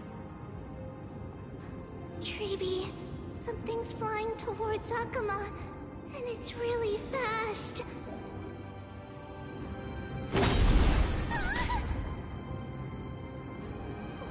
What is it? It's a spear! It's the Kremnoans. Their king's already here. With the protection of the demigods Trebios and Cyphera, Akama endured wave after wave of warfare, though just barely. Castorus chose Styxia as the last resort, and completed the trial of death, causing the stagnant waters in the River of Souls to recede. Soon after, Trebios departed on a long journey. That same year, the Kremnoan king Euripon, along with his son, Prince Midamos, joined the Alliance to safeguard the Holy City in the Battle of Deliverance.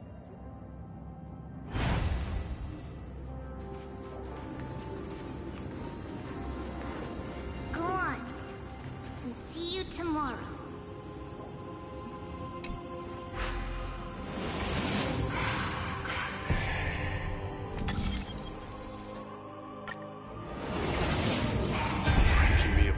This world even one more second, and so be it.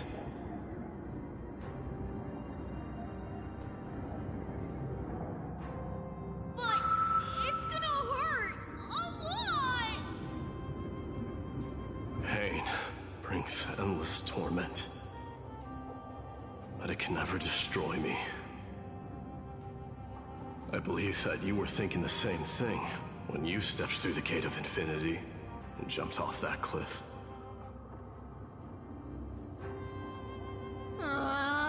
Can't argue with that. In the current situation, this is the only path Akama has left. Just do as I say. Split my soul into 5 pieces. Forge me an immortal vessel. Let the blade of strife hang forever overhead, locked in battle with their enemies to the world's bitter end. There's no need to be sad, Lady Trebios. Haven't we already taken great strides towards that promised tomorrow? In this life, my people no longer have to drown in false guidance. Kremnos has washed the blood off its fate. Emphorius no longer needs a god named Strife. So let me shatter the former laws and turn the Lance of Fury back into a weapon that protects the world. We understand. By the way, can you do me another favor? The 7 sages from Grove of Epiphany are already en route. They'll arrive in waves to join the Resistance in a couple of days. Among them is a scholar named Anaxagoras. He has extraordinary insight and fears no sacrifice. This soul-rending ceremony wasn't just my decision. It was his counsel. His wisdom will surely be the backbone of Amphoria's survival. Watch over him. Carry on this everlasting flame for me. Through Anaxagoras' ritual, the demigod of strife split his soul into 5. Courage, honor, tenacity, sacrifice, and reason. Each sealed in blood crystal and cast into battle. The people held a 10-day funeral to mourn their fallen god king. And through his sacrifice, humanity was granted 200 years of peace.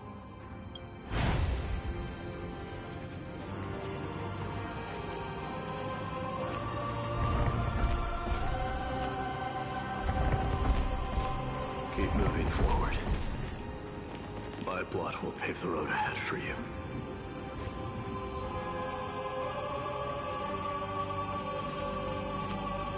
Keep moving forward, little Gray. See you tomorrow.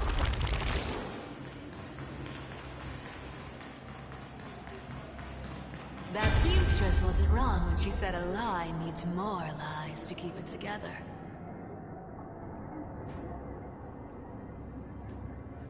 Reason and trickery. Never thought we'd be the pair to finish this final setup. Can't catch that Tin Man without your little slide. Don't oversimplify it. Lycus just found out Akuma's been an empty shell for the past 50 years. He's bound to be furious. At this rate, he could have done anything. That's exactly what we want. Rage blinds even the brightest minds. Doesn't matter how much of a genius he is, the principle still holds.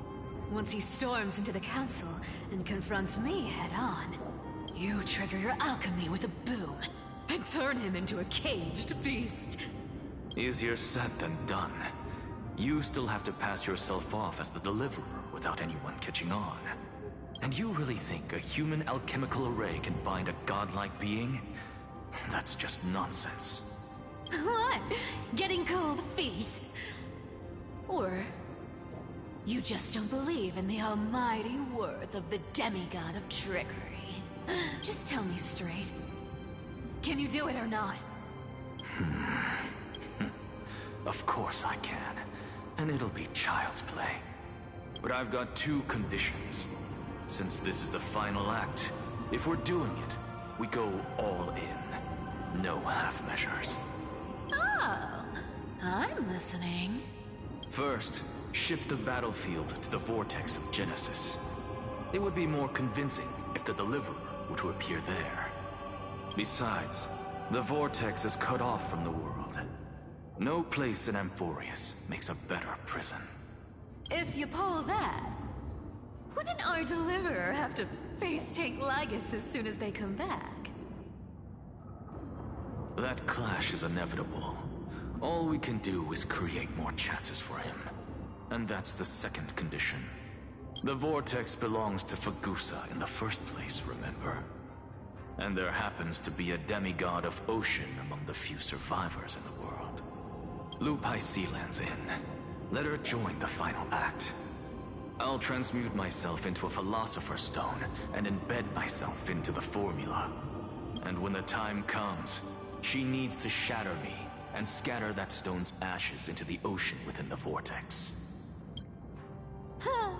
I guess people weren't wrong when they said you're insane, Grove Boy. I've got no idea how to outwit a reclusive genius. But making an anti-Catheran suffer? The demigod of reason has 10,000 ways to do just that. And what I just mentioned was one of them. So what exactly does your formula do? Now that would spoil the climax, wouldn't it? By now, Hyacinth must have completed the Sky People's ritual. Since that Theoros loves a good performance as much as I do, let's make sure he enjoys our show to the fullest. As for how the Deliverer will complete the Era Nova, well, that will no longer be our concern. It was the last battle known to the world, initiated by two demigods least suited for war. In the end, reason and trickery kept their word. At the cost of their lives, they sealed Lygus within the vortex of Genesis, where he remains to this day.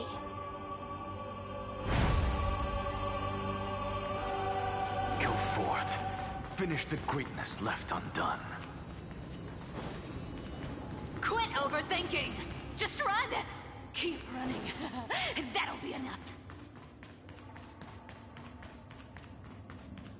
Irie?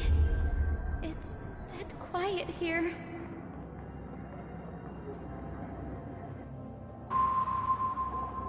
Akuma will stand eternal.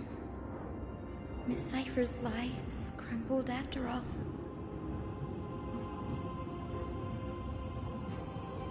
But it's all right, because all of us have fulfilled our purpose by now.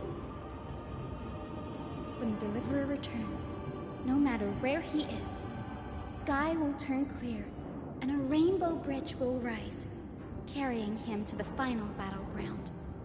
Cyrie, this arduous relay is finally nearing its end.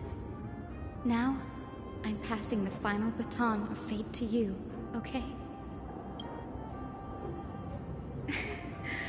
No, that's not quite right. After all, it was you and him who lit the first spark of this journey, wasn't it?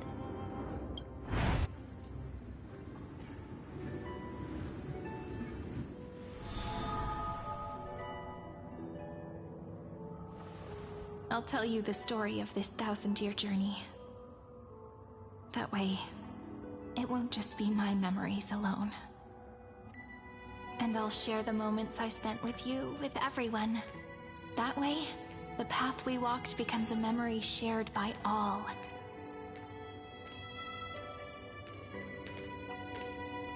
People will know that there's nothing left to chase. Amphorius has already welcomed the dawn foretold in prophecy. Just like I said, this won't be harder than the last time. Right?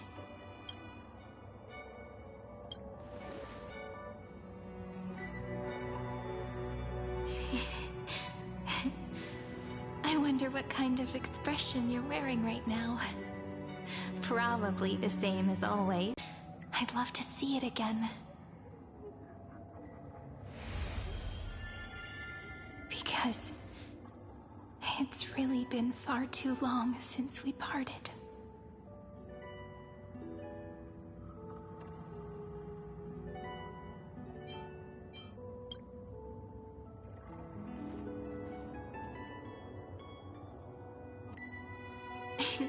Someone as sharp as you must have realized by now that this isn't reality, but a maze of time.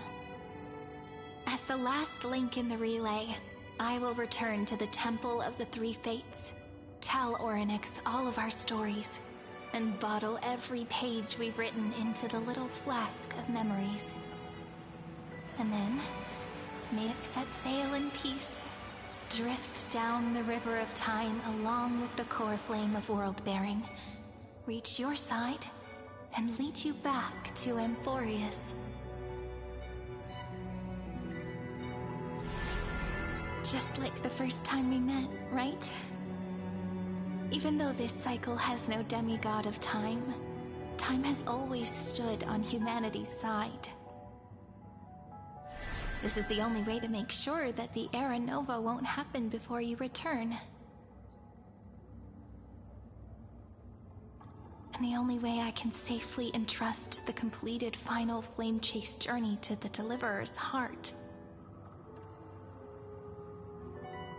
After all, the new world will be born from your memories, and the protagonist of this story mustn't be absent.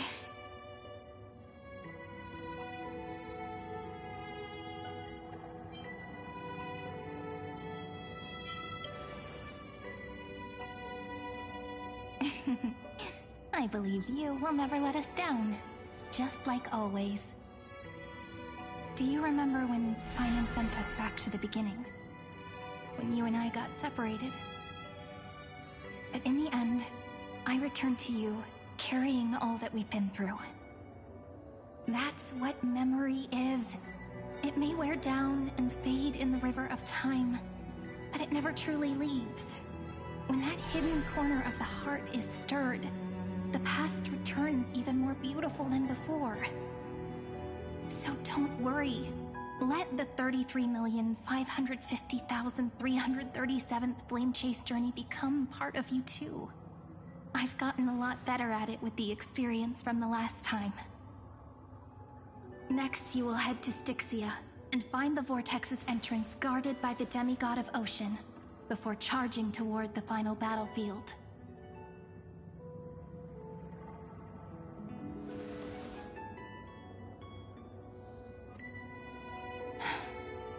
Don't worry. I'll be with you. All of us will. Even Finan. We'll stand with the Deliverer.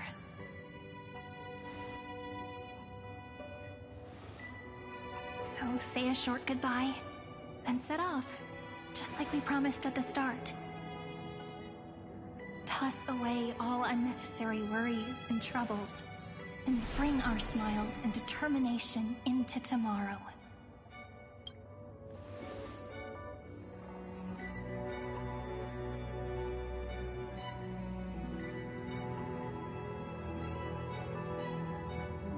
The last baton. I wonder how long you'll have to wait before passing it on to him. No matter how long it takes, it's okay.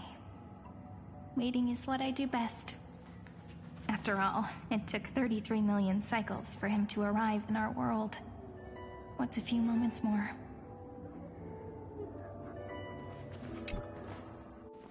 But, Sairi, what if you wait and wait, but that hero never arrives? That won't happen. Because I know that no matter how long it takes, he'll definitely return to this place. We can't let him down.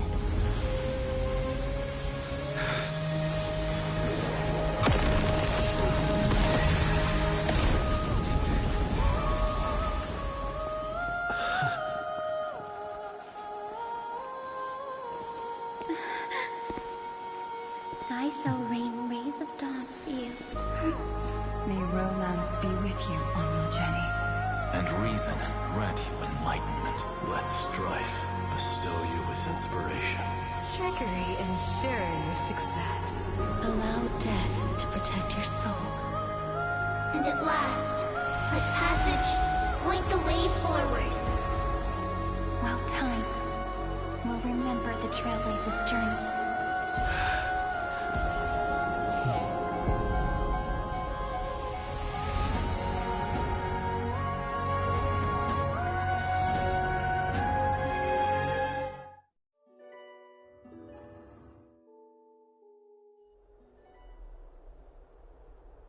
Is this Styxia?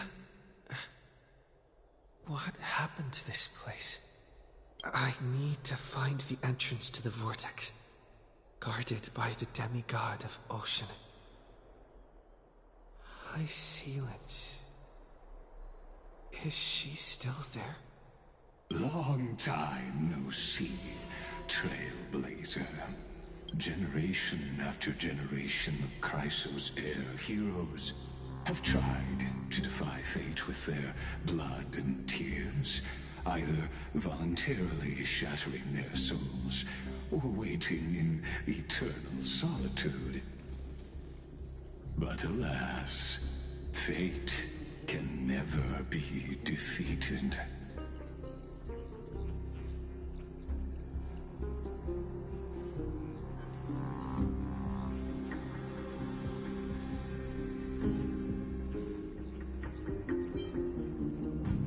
treason and trickery may bind my flesh, but my will shall never fall silent.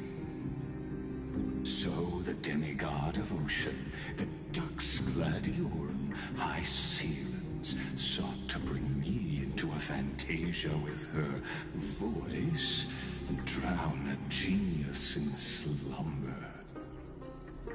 But alas, it was all a hopeless dream. That warden fell before I did, due to erosion of time, while her prisoner remained unchanged.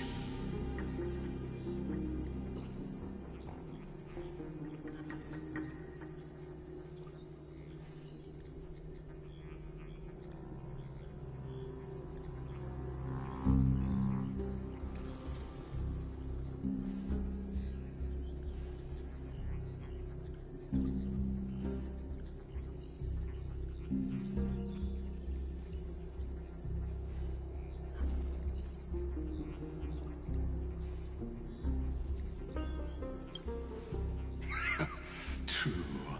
I can't leave this place, but what of it? You should have heard of this fable. In a shadowed cave lived a people, imprisoned from childhood, and chained so that their legs and necks are fixed, forcing them not to look around the cave, each other, or themselves. Behind them is a fire, and before them loomed the stone wall of the cave. The flames cast shadows, while the rocky surface threw back echoes. To them, that false play is the whole world. Yes, I'm trapped in the cave, but I know it's all just a fleeting illusion. I don't struggle in dreams. I wait. And now, my deliverer has come to defeat me and save this world that never owed you anything. Oh, you'll need to awaken the singer here and unseal the prison called Vortex of Genesis. You'll be the one to unshackle me and bring the cave crashing down. Of course, I don't mind waiting a little longer. Let me guide you through this next illusion. One last memory from that prison warden. I hope you'll watch the stories of this fantasia closely. Logically, the deliverer must see the world for what it truly is. Emotionally, this memory captures the fate of everyone in Amphorius better than anything else. Only by feeling it for yourself can you understand my point of view. The meaning of destruction.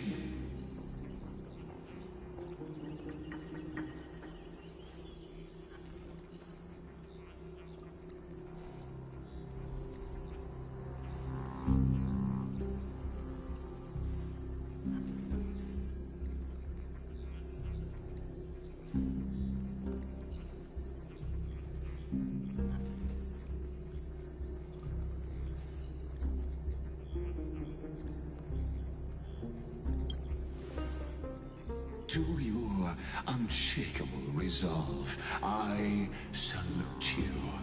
But before we step onto the final stage, let me ask you this. In the spirit of that fable I told you just now, can the prisoners in the cave learn to see the shadows and echoes for what they are, and stop mistaking them for reality?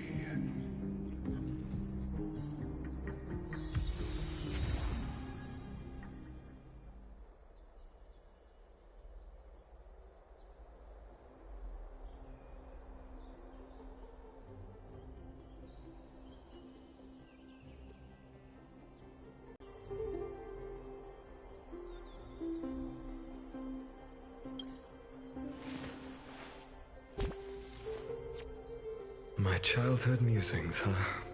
So naive.